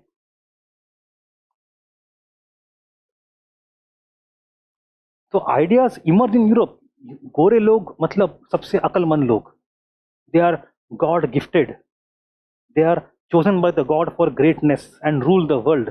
आप Asians, you are chosen by the God to be ruled. अगर अंग्रेज नहीं आते, French आते, French नहीं German आते, आपकी किस्मत में रूल होना ही है. हम European. So all the ideas of enlightenment, all the idea industrial revolution, all of them would emerge in Europe.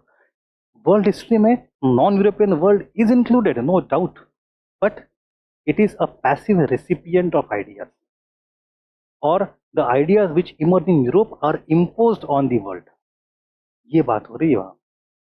So we don't take that standpoint, but idea of emerging in Europe still remain in our syllabus somehow inherently. उससे क्या होता है?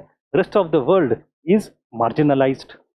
Its contributions are marginalized. There is a very narrow understanding of how ideas emerge. And secondly, there is very less focus on the negative aspects of the emergence of modernity. When we talk of early modern, for example, from 1500 to 1800, we do focus on Renaissance, Reformation, Enlightenment. We talk of nation state, Westphalia, everything. Do we talk of colonization? Do we talk of slave trade? Do we talk of plunder of Plassey? When you talk of enlightenment, do we talk of slavery and women's right? So all these ideas that are called so-called modern, that are emerging in Europe, also have a very negative, very dark, and very violent side, जिसको वो brush under the carpet करते हैं, हम नहीं करेंगे. We have to look at both sides of the coin. But in the world history, those things are not focused. So you have eurocentrism, you have marginalization of other regions as just passive recipients. You have focus only on the bright side and not the violent side. And then there is a sense of arrogance as well. The Orientalism versus Western Occidentalism. You Orient are weak, backward. It's a value judgment. And we are the superior. Not only that, जो कुछ बढ़िया किया हमने ही किया. Now we know that even when we have Renaissance, जब Renaissance की बात करते हैं, they talk of our own. Renaissance मतलब क्या है? Revival, पुनर्जागरण. मतलब something existed before, then it lost. We have to revive it. So what was that existed before? It was in their own history in ancient Greek and Roman learning, जिसको हम दोबारा जागृत कर रहे हैं. अरे भाई, मतलब I understand कि भाई Greek manuscripts had huge role to play in Renaissance, but who brought those manuscripts to you? Arabs. You had lost your own culture. It is the Arabs who translated everything into Arabic when they were very advanced, absorbed that, modified that, progressed a lot, created a different kind of modernity. And when now you want to arise again, you are taking back it from Arabic and translating into European languages and claiming our heritage. So role of Muslims नहीं है उसमें Renaissance में, बिल्कुल है, बहुत ज़्यादा role है, हम बात नहीं करेंगे. What about role of Persia? Indian thoughts, Indian mathematics and science, Chinese role, नहीं बात करें. So now we understand that all these intellectual movements which emerged in Europe are claimed exclusively by Europe actually are not completely, totally, exclusively Europeans. Role of entire world is there. When you start recognizing that there is no Eurocentrism, you have to focus on black side also. Other regions are not marginalized. They also have their agency. Then you go towards global history. And that is the change that is happening in the way history is being written. You have to appreciate that. ठीक है, बहुत सारी चीजें हैं. Why this change is happening? For example, आज ही change 1990s के बाद भी why this change is happening? Because Europe is no more dominant. Clear cut. When entire 19th century, early 20th century, Europe is the dominant power. So जो intellectual production would happen, it would happen to serve the powers to be. So in their universities, their professors, their authors, their book, everything is Eurocentric. Now Europe is no more center of the world. Gradually China is emerging. India is about to emerge in few decades. So for us, and that is actually not a new thing. It is actually, we will call it restoration. अपने लिए सदियों तक जो power of order of power था वो दोबारा आ रहा है. सदियों तक यही था. Asia was far ahead of Europe, always and always, except for last 250 years when we lost the race. And so I personally look at modern history as a history of lessons. भाई हम क्यों हार गए इसमें? What exactly happened? Like in 1490s, gradually you see, you have, for example, I'll थोड़ा सा diverse हो रहा, थोड़ा सा डाइग्रेस हो रहा हूँ, बस बता ही देता हूँ. You have fall of Constantinople by Ottomans. After that, what happens? Any Christian trader or merchant who would pass through Constantinople would be forcefully captured and made Muslim. Convert करने तो जाना बंद कर दिए, घबरा गए. So the city which linked the two continents for trade, Asia and Europe, was now not accessible. The link was gone for the traders and merchants. What to do? There is huge amount of demand for Indian commodities. Then they started looking for alternative routes. दुनिया अगर गोल है तो चलो ढूंढे गोल वाला रास्ता. They found America, etc. Now, मैं lost the link in mind. मैं क्या बता रहा था?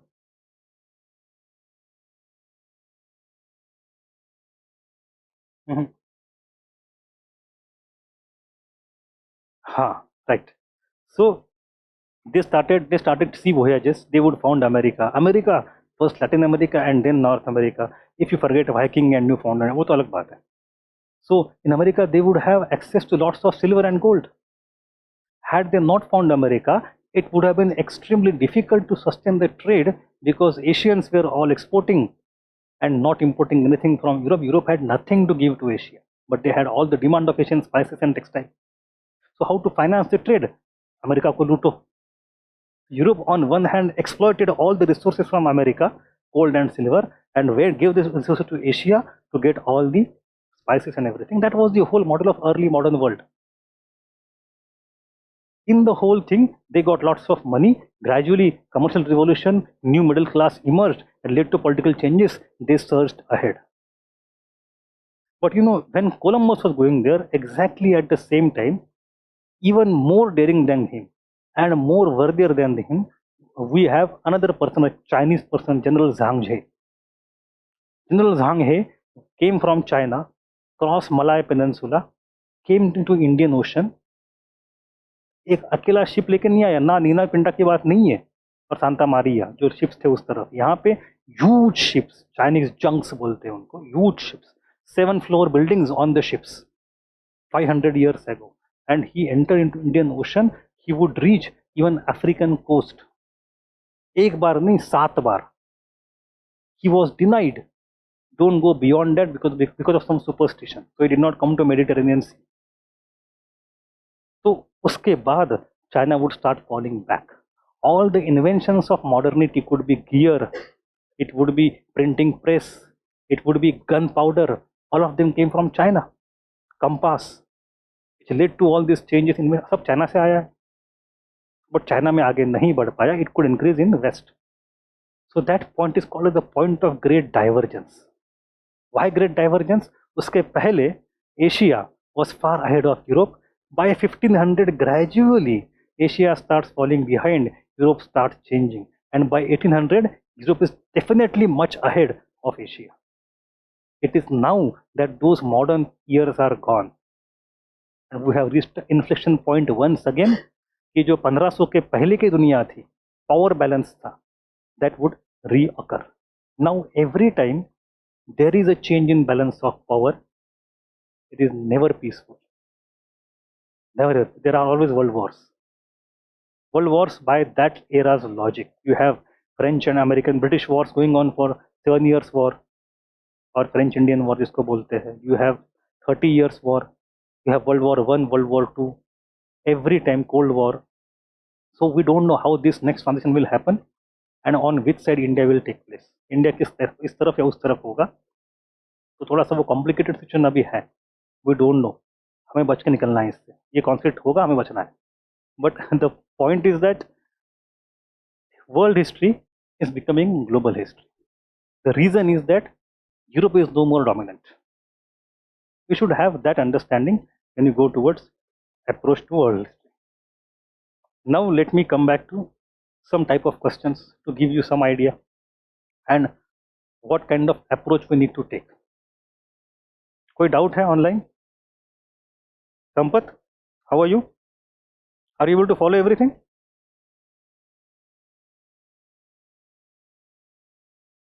ठीक है.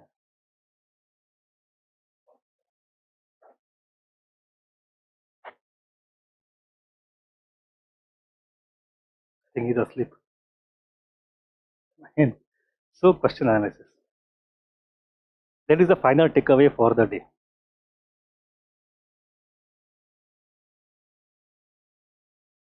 You see, this is a social science.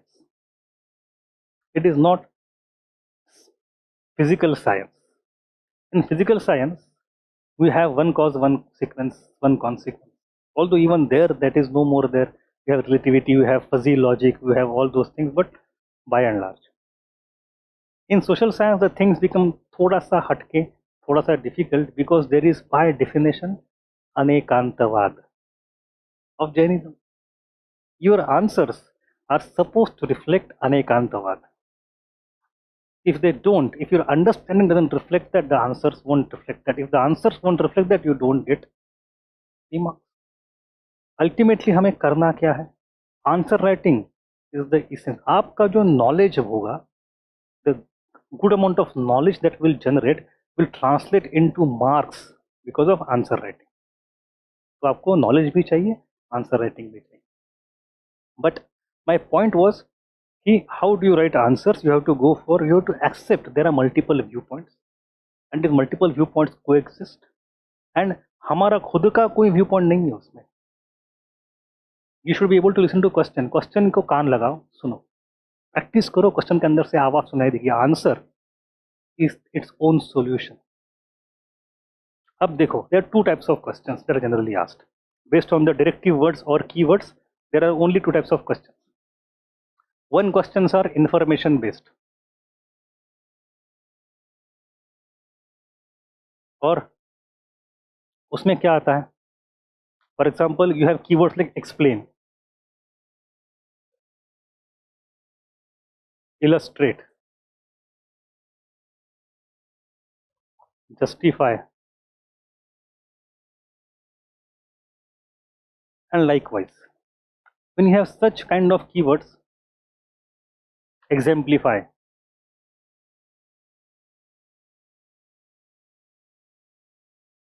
throw light on, dot dot dot. These are very straightforward questions. What are the causes of French Revolution? ये आपको कोई पूछे, 5 तो causes है, क्या है? Only 5 causes. Anybody? सर आप बताइए, 5 causes of French Revolution. एक तो मिस्टेक्स ऑफ द मोनार्की, दूसरा economic crisis, third is the social structure of inequality, the states it is giving, then fourth is American revolution and its impact, and the fifth is role of intellectuals, enlightenment thought. 5 ही खत्म. There is no 6 cause in our textbook, and every other cause gets subsumed within those 5 causes. So if I ask you a simple question, what are the causes of French Revolution? Explain. You don't need to come to level up for that. किताब है, पढ़ लो यार, क्यों time pass कर रहे हो आपका मेरा, कोई जरूरत नहीं है. यूपीएससी सवाल ऐसे नहीं पूछती, या पूछती है तो कम पूछती है. Only 1/3 of the questions perhaps come like this, where you have a set of facts और जो रटी हुई है, and you just write the answer directly. You don't need to do much there. You just need to reproduce the facts 1, 2, 3, 4, 5. But there are other type of questions which are, what is the term that I use for that type of questions?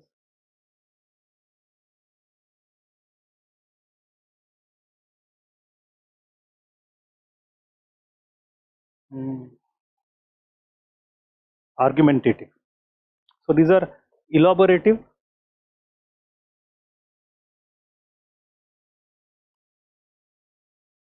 and these are argumentative. It is here पूरा game पलटता है. It is here your skill comes to test. Your understanding is tested. The keywords that you have in such questions, for example, you also have your elucidate, by the way. Elucidate. Here you have discuss, analyze, critically analyze, examine, do you agree, how far, dot dot dot.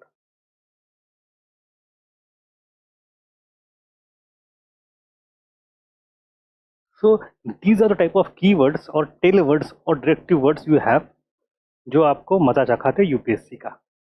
And that is the main fun and that is the main happiness of the entire learning process, and that is why you need some support, because these things you will not find very easily. Let me show you some examples. Take the first question. Without Rousseau, the French Revolution would not have taken place. It's a statement by Napoleon. Napoleon himself spoke that without Rousseau, the French Revolution would not have taken place. In light of this statement, explain the role played by Rousseau in French Revolution. 1, 2, 3, 4, 5. Khatam. It's a very fact-based, information-based, elaborative type of question which requires no skill. किताब पढ़ के वहाँ पे जाके vomit करके आ गए, points खत्म. But UPSC would rarely ask such question. UPSC would ask different way. Without Rousseau, the French Revolution would not have taken place. Do you agree? or critically analyze. It means you have to say yes and no both, and you have to argue from both the sides. अब गाड़ी फंस जाती है. How do you connect? How do you create arguments on the spot? And you cannot create arguments for every thinker separate. Rousseau के arguments अलग, Kant के अलग, Montesquieu के अलग. You can't do that. You change, facts may change, which are supportive. The overall idea, the thinking pattern remains the same. Rousseau का role क्या था 1 2 3, लेकिन Rousseau died 11 years before the revolution began. And when the revolution began, at that time जो middle class था, the people who took oath on tennis court, उनके ideas were not Rousseau's ideas. They were quite liberal. Rousseau is much more radical by that standard of that time. It is after the revolution took place in 1791-92, when you have Robespierre. At that time Rousseau becomes the god of revolution. और उसकी भाषा बहुत, उसके ideas important. In the 19th century that follows after French Revolution, Rousseau's ideas became much more potent, much more useful for democracy and general will and social contract, everything. So he, rather than him creating revolution, it is revolution that made him more popular. तो किसने किसको बनाया? Rousseau ने revolution को कि revolution ने Rousseau को? But that point you will accept as answer only in the second type of question. In the first question you would not go there. अब ये वाला समझ है chronology की, consequences की, causality की, you would not glean it very easily from book में होती है. I am not creating my own knowledge. It is there in the books. If I give you books right now and ask you to extract points, you will not be able to extract points. To extract the points even from the basic book like NCERT requires sadhana and tapasya. चीजें वही होती है, दिखनी अलग किस्म से चाहिए. When Shankaracharya says Atman is equal to Brahman, Aham Brahmasmi, and when you achieve moksha after understanding that, किसी ने पूछा था, एक मैं कुछ रैंडम वीडियो देखा साधु बाबा का कि मोक्ष मुक्ति के बाद अगले टाइम क्या करते हो आप? You are still alive. मुक्ति देह से तो नहीं मिली है आपको, जिंदा तो हो, मोक्ष तो मिल गया. Then what do you do? उसने कहा before I got moksha I used to wake up every morning, I used to drink tea. After I got moksha I wake up every morning, I drink tea. आप चीजें वही करते हो, देखने का तरीका बदल जाता है. So when I read an NCERT and you read NCERT, the appreciation, the kind of things we extract from it would be different. तो इसीलिए थोड़ा सा हेल्प की जरूरत पड़ती है, वरना किताबें किताबें ही है. आप 2 पढ़ोगे, मैं 20 पढ़ूंगा, बट किताबें किताबें है. Right? So that is the whole idea. Take another example. The same question that came in a different way. What you have is no event as encompassing as the French Revolution occurs in an intellectual vacuum. Comment. So without enlightenment there would not be French Revolution. So French Revolution के पहले तो एक intellectual movement होनी चाहिए. अब क्या हुआ? Simple question was that what are the causes of French Revolution? 1 2 3 4 5. That was a school level question. What UPSC is asking now is of those 5 causes, I am picking one cause, intellectual movement, enlightenment, and you have to comment कि क्या वो सबसे fundamental cause है बाकी 4 के मुकाबले. So to what extent this intellectual movement was fundamental to the generation of French Revolution? Look at the other question. The connection between the philosopher's ideas and the outbreak of French Revolution of 1789 is somewhat remote and indirect. अब exactly उल्टा पूछ लिया UPSC ने, खुद ने अपनी बाजी पलट ली. पहले बोल रहे उसके बिना हो ही नहीं सकता. Now they are saying उनमें कुछ ताल्लुक है ही नहीं ज़्यादा. अब बताओ comment. So you have to take the exactly different stance. Again, in both the things you have to critically evaluate and comment. So you have to talk of the other side. But UPSC itself is changing the nature of question to the opposite. Now with the same 5 causes, the way you write the answer on the spot will change. Facts won't change. The presentation, the logical argumentation changes. समझ में आ रहा है? पक्का? Then French Revolution was not caused by the French philosophers but by the conditions of national life and by the mistakes of the government critically examined. Now they are giving some other cause altogether and they are saying critic एकदम explicitly कि no role of philosophers. अब बताओ, पहले बोलते उसके बिना होगा ही नहीं, इसमें शायद होगा, बिल्कुल उसके बिना पक्का होगा. So 3 questions in 3 different years giving you different views. In your book you have the same page to read, causes of revolution, cause 1 2 3 4 5, but you write 3 different answers, 3 different structures, 3 different approaches. UPSC का मजा इसमें, लत लग जाती है उसकी. Now let me give you some other examples also. Throw light on the causes of the revolution. Very simple, illustrative type question, elaborative type question. But the second question is, American Revolution was an economic revolt against mercantilism. And substantiate. Here you have substantiate. It means American Revolution would have 4 or 5 causes, of which the economic cause is picked up. And now I am saying substantiate. So here I would not go by saying कि भाई this was one of the causes. There are other causes. वो पूछा ही नहीं है भाई, यहाँ पे क्यों जा रहे हैं? Focus on why this is one cause. But if I change this substantiate and talk about examine, 70% my answer will change. 60% will change at least, not 70%. You see why? You will see, because this is an economic context. But is economic is the only reason? If I am a Marxist, for a Marxist, economic cause is the fundamental cause. So if I am substantiating a Marxist understanding of American Revolution. But if I am not a Marxist, I am examining it, I would go with the limitations of economic thesis. What about political ideas? What about mistakes of the monarchy? What about maturity of the colonies? What about freedom loving? What about enlightenment ideas? Right? So ideas also, basically क्या है? You have role of ideas and your role of economic material structure. Sometimes a question would focus on individual personality and what a role he has played. It could be Napoleon, could be Bismarck, could be Hitler, could be Sardar Patel, could be Gandhi, could be Nehru, could be anybody. But if you have examined all that, you go to the other domain. The role of person is okay, but there is larger force of history as well. Structural analysis, economic causes. अकेला आदमी क्या ही कर लेता? गांधी बाबा नहीं होते तो क्या होता देश का? UPSC asked the question. If there was no Gandhi, how would Indian freedom would have looked? मिलता पक्का. If not in 47, in 57. If not so peacefully, relatively, more violently. If not with Congress, without Congress. Doesn't matter. मिलना तो है, दुनिया में सबको मिला. क्या हर कंट्री में गांधी था? नहीं था. The nature would have changed. The inevitability would not have changed. So what is the role of individual in shaping the events in the history? It does play some role in shaping, but it does not play a conclusive role, because the larger force of history is in that direction only. That is the stance I would take in one type of question. If the question is asked in reverse way, मेरा argument भी उल्टा हो जाएगा. वे समाज का दिशा तो है, but individuals also play some fundamental aspect in shaping the outcome.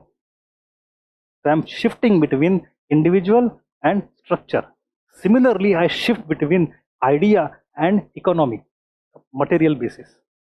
अपने answers वैसे vary होते हैं. You see, in the example number 2, वही तो बात है. Is talking about role of thinkers. Then here comment I would say thinkers is okay. Montesquieu, Rousseau, Voltaire are okay. But what about the structure of society and economy? Thinkers नहीं होते क्या revolution नहीं होती? बिल्कुल होती. शायद थोड़ी बात होती, थोड़ी अलग होती. बात वही है, गांधी नहीं होते देश का क्या होता? Questions are not different, they are the same questions in different context. Arguments को you have to modify them little bit suitably. That is all that is required. Thinking, it's logical argument, it's not about facts. ठीक है. Then you go to next question, example number 4. French Revolution encouraged the process of democratization in France. Elaborate. You talk of how the feudalism was destroyed, how the privileges were taken away, how the citizenship's rights came. Good thing.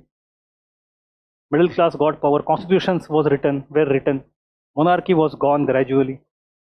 But if you have, do you agree? Then in the second half, you take critical stance and you say, ये सब तो ठीक है. But there are some glaring errors or glaring loopholes in the understanding of French Revolution. It did not give right to women. It did not give right to slaves. We have the documents, the articles by Mary, books by Mary Wollstonecraft. She talks about it a lot. औरतों का क्या? Same thing in India, in different contexts. So, do you agree? To some extent, not completely. Because असली democracy कब आती है? When everybody gets universal rights, universal adult suffrage is there, and there is welfare state.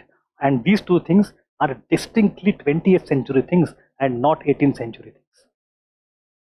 The women in France got voting rights in 1940s, not in 1789 or 1790. So, is it a democratization? आधा अधूरा ही है. So you need a longue durée perspective. You need to have horizontal connections, and then you need to go into critical ideas. Is it too heavy today? ज़्यादा heavy हो रहा है? समझ में आ रहा है? पुष्पेंद्र, पक्का समझ में आ रहा है? Okay. Then take next example. The Industrial Revolution brought about great changes in the social and economic life of Europe. Explain a simple question of 1998 causes and consequences. Consequences in the political field, in social field, economic field, cultural field. हर एक के 3 point रट के जाओ, काम हो गया. But a question would be, the Industrial Revolution put mobility in the place of stability. Critically examine.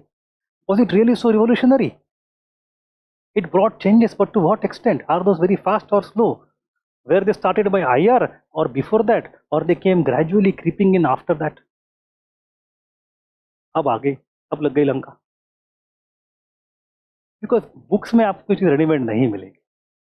ये नहीं बुक ऑथर, क्योंकि उसको किताब लिखने हिस्ट्री लिख के चला गया, कहानी बता के आपको, वो थोड़ा कोई बेसिक क्लियर कराने आ रहा है ऑथर किताब का. हाँ, that step cannot be bypassed. We need to learn that. We need to go through book. We need to go through handouts. We need to go through story. History में I would want to add one more thing. The way we teach in the class initially is, it could be medieval, modern, world, anything. In history, we have to tell a story. घटना क्या घटी? In case of polity, in case of economy, in case of IR, we don't need to go into stories much. The way we teach in the class is analytical. The way you take notes is analytical. The way you write answer is also analytical. There is direct one-to-one correspondence between the teaching and the answer writing in other subjects. In history, on the other hand, I cannot teach you only analytically. आप बोलोगे बात क्या है, बताओ, मुद्दा तो बताओ क्या है, कहानी क्या है. So I have to tell you stories also. The chronological unfolding of events one by one. And when I do that, you understand story. You start writing answer. कहानी लिखनी नहीं है आंसर में. The answer writing does not expect you to write stories at all. अब class में तो कहानी पढ़ाई थी, लिखने तो थॉट्स है, right? So I have to do everything twice over. I have to tell you stories also, events also, unfolding of chronology also, and then I have to tell you separately analysis also, which you can write in the answer. तो ये काम थोड़ा सा पेचीदा वाला हो जाता है. There is no direct correspondence. इसलिए when you read a book which has given all the stories, entire story of modernity, it doesn't automatically translate into answer writing. Answer writing in history needs a separate effort. That is the point.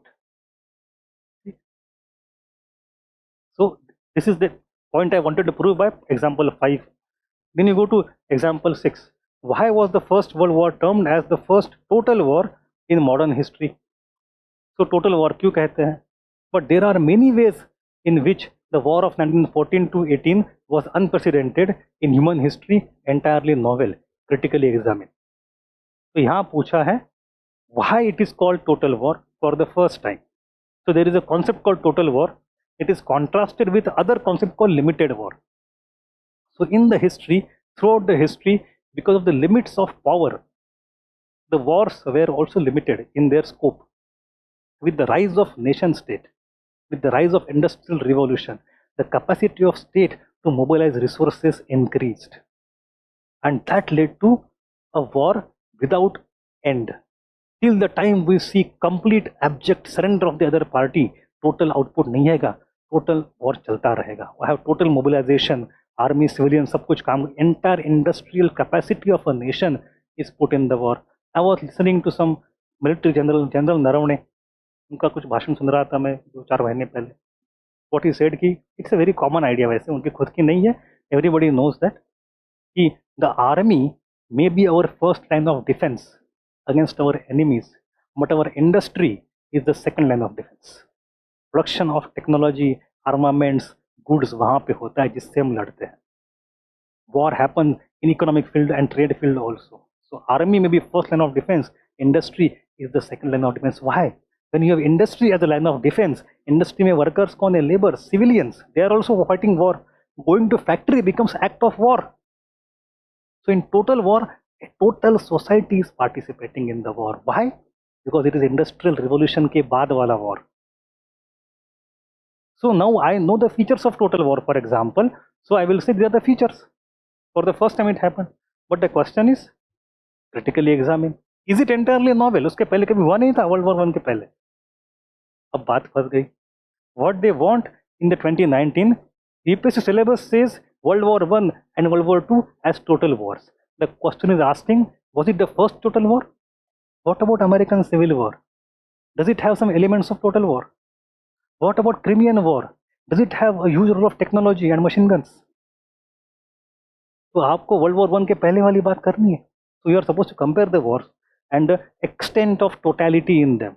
बात फंस गई. कोई किताब नहीं बताएगा आपको, आपने से पढ़ाई नहीं होगा. So even I have to agree that even if I take 40 lectures, even then my focus is primarily on creating logic, creating concept. For the off chance there would be 19 questions in paper, of which 9 plus 5, 14 questions would come without option from world history, 5 compulsory और 3 के 3 set. You have to pick at least 1 or 2 sets. So these 9 plus 5, 14 questions of world history will face in your life. Out of 14 questions, I guarantee you 2-3 questions will be such जो आपने ना कभी देखे होंगे जिंदगी में, ना सोचे होंगे. ये होगा. And this will happen generally in compulsory 10 marker question also. होता है, हर साल होता है. If your ideas are clear, your logic is developed on the spot, you will be able to decode the questions. If not exactly or completely, up to some extent. Let me give you one example. There was a question in GS and also in optional about the decolonization of Malay Peninsula. Malay Peninsula. अब हम सोचते हैं यार syllabus में लिखा है Vietnam, हम Vietnam पढ़ के गए थे. सिलेबस में in the syllabus they have not written but they have asked in the past Indonesia. So I have read Indonesia पढ़ के गए, वियतनाम पढ़ के गए, पूछा मलेशिया. अब क्या क्या पढ़े? Now if that is the concept, then it will be a problem. But if you just understand and think why they would ask a question on Malaysia, the things are amply clear. The Malaysia or Malay Peninsula is a multi-ethnic society like India. Malay Peninsula was colonized by British like India. Malay Peninsula had to therefore face divide and rule policy like India. वहाँ पे तमिल है, Malay है and Chinese. And then after independence, Malay Peninsula also experienced partition like India. Singapore got separated. So the story of Malay Peninsula is very much in parallel to the story of India. बस इतना भी आपको पता हो, बिना सोचे समझे कहानी पूरी गढ़ दो, आंसर में हो जाएगा. Use like story of India in the context of Malaysia, answer will be 100% accurate. It's common. There was a question on last year on Western Africa. So experience of some countries getting decolonized in Western Africa. No, people were like, भाई Africa में 50 country है, सबका पढ़ना है क्या? 50 नेता, 50 parties, 50 movement, 50 years. No, not that. It is not that. You have to understand that when process of decolonization happens, it has certain structures and certain ideas. For example, if the country is France and country is Britain, both of these countries have their own type of colonization. A British would have a different culture, a French would have a different culture. So the way they try to integrate local population in their empire is different. French go for Frenchification. They want all the people to speak French. They want all the people to get elected in French parliament. British don't do that. You can't be in Bombay and fight elections for London parliament. You have to go to London for that. So the way colonies were integrated in society, the role of culture, the role of political institution was different. So the colonization has a different pattern. Economic exploration दोनों में है, but its format is different. If you know that difference, you will easily understand that when decolonization happens, both countries will behave differently. In case of Algeria, France would behave differently. General de Gaulle would not allow Algeria to go, because Algeria is so much integrated into France. In case of India, it is fine. छोड़ दो इनको, देख लें. One thing. Secondly, the colonies are also of different type. America was a colony called a settler colony. In some colonies, there are semi-settler colonies कि local लोग भी हैं और कुछ गोरे जाके बसे हैं. And some colonies are non-settler colonies like India. So a settler colony like America, when it revolts, गोरे ही लोग independent होते हैं, उनकी कहानी पूरी अलग है. They have a different story altogether. When you have a non-settler colony like India, the entanglement is very less after independence. But when you have semi-settler colony, where you have lots of black people and some white people who hold disproportionate asset like land and plantation and property, उनको डर है. So here they get entrenched. You have that kind of pattern. So you should know which colony is settler, which is semi-settler. कहानी आपकी पूरी twist हो जाती है उस. You don't even need to know country का नाम, कुछ फर्क नहीं पड़ता. Take for example a different third pattern. One was Britain versus French, other is settler versus non-settler. The third would be, for example, the role of middle class.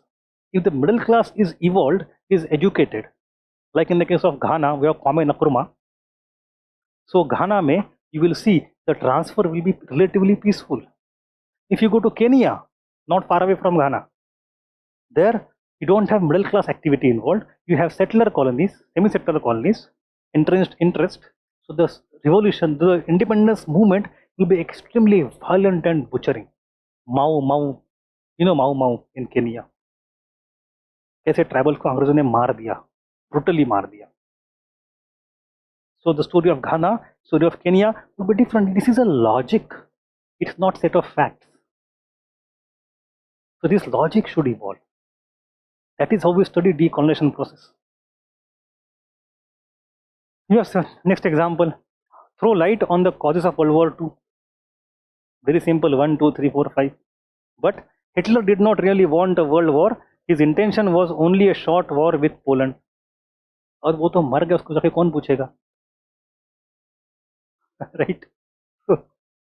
No, he is a very respectable historian, A.J.P. Taylor, and he said, Hitler का अब how do I know as a student what was Hitler's intention? So here my cause 1, cause 2, cause 3, cause 4 will not suffice.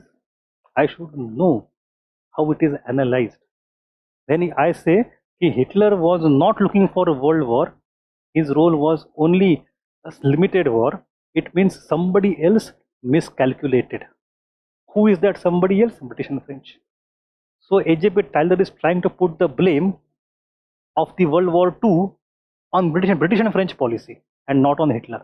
क्योंकि उनकी policy गलत थी. They were not able to assess Hitler properly. They gave wrong signals to Hitler. और वो फंस गया बेचारा. So you should understand that when I write the, like for example in the case of Norman Loeb, it's a school level book for British kids. So in that he would say कि cause 1, cause 2, cause 3, role of Hitler, role of British, role of French, role of this, role of that, role of Versailles and all those things. But I have to create drama out of it. Then I have to talk about the cause which I think is fundamental based on the question that is asked, the way question is asked. तो आपको question को कान लगा के सुनना है.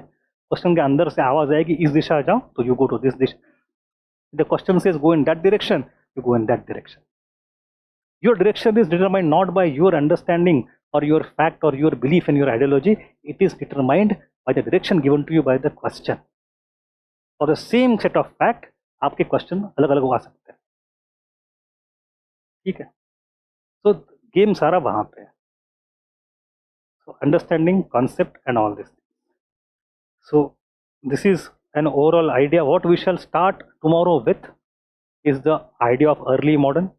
In one and a half lecture, we'll start enlightenment, and then it will take couple of lectures, and then we'll go to American Revolution first. We'll continue entire American story for 3 lectures, 2.5 lectures, and then we shall go to French. उसके 4 lectures. ठीक है? Is it clear? GS syllabus of world history is very haphazard. It also starts in middle of 18th century only. They also wanted to know enlightenment. They have mentioned some ideologies like nationalism, socialism, communism, etc. So again, you come back to industrial revolution. Retrieval of boundaries also means emergence of nation state. Syllabus वही है. Nah, not at all. For the history optional students, you do not need to study GS history separately at all. World history आपसे बिल्कुल मत पढ़ो. ठीक है? Rather, the GS students face lot of problem. You will not face any problem there.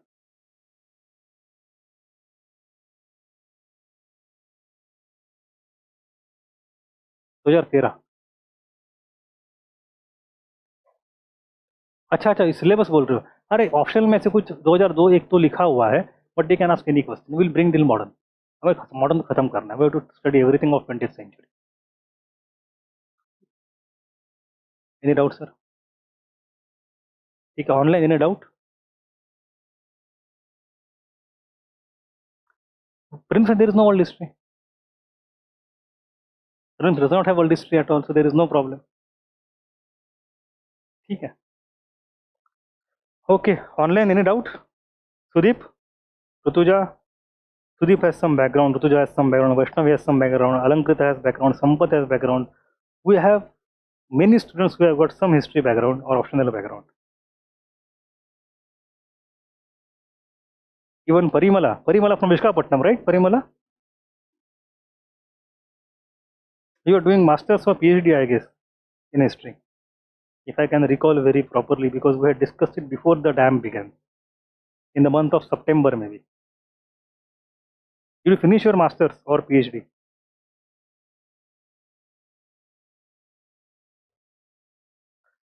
Okay, we'll discuss on call, no problem. So I think no doubt I finished masters. Okay, chalo, good. ठीक है. Then let us meet tomorrow morning 8 o'clock.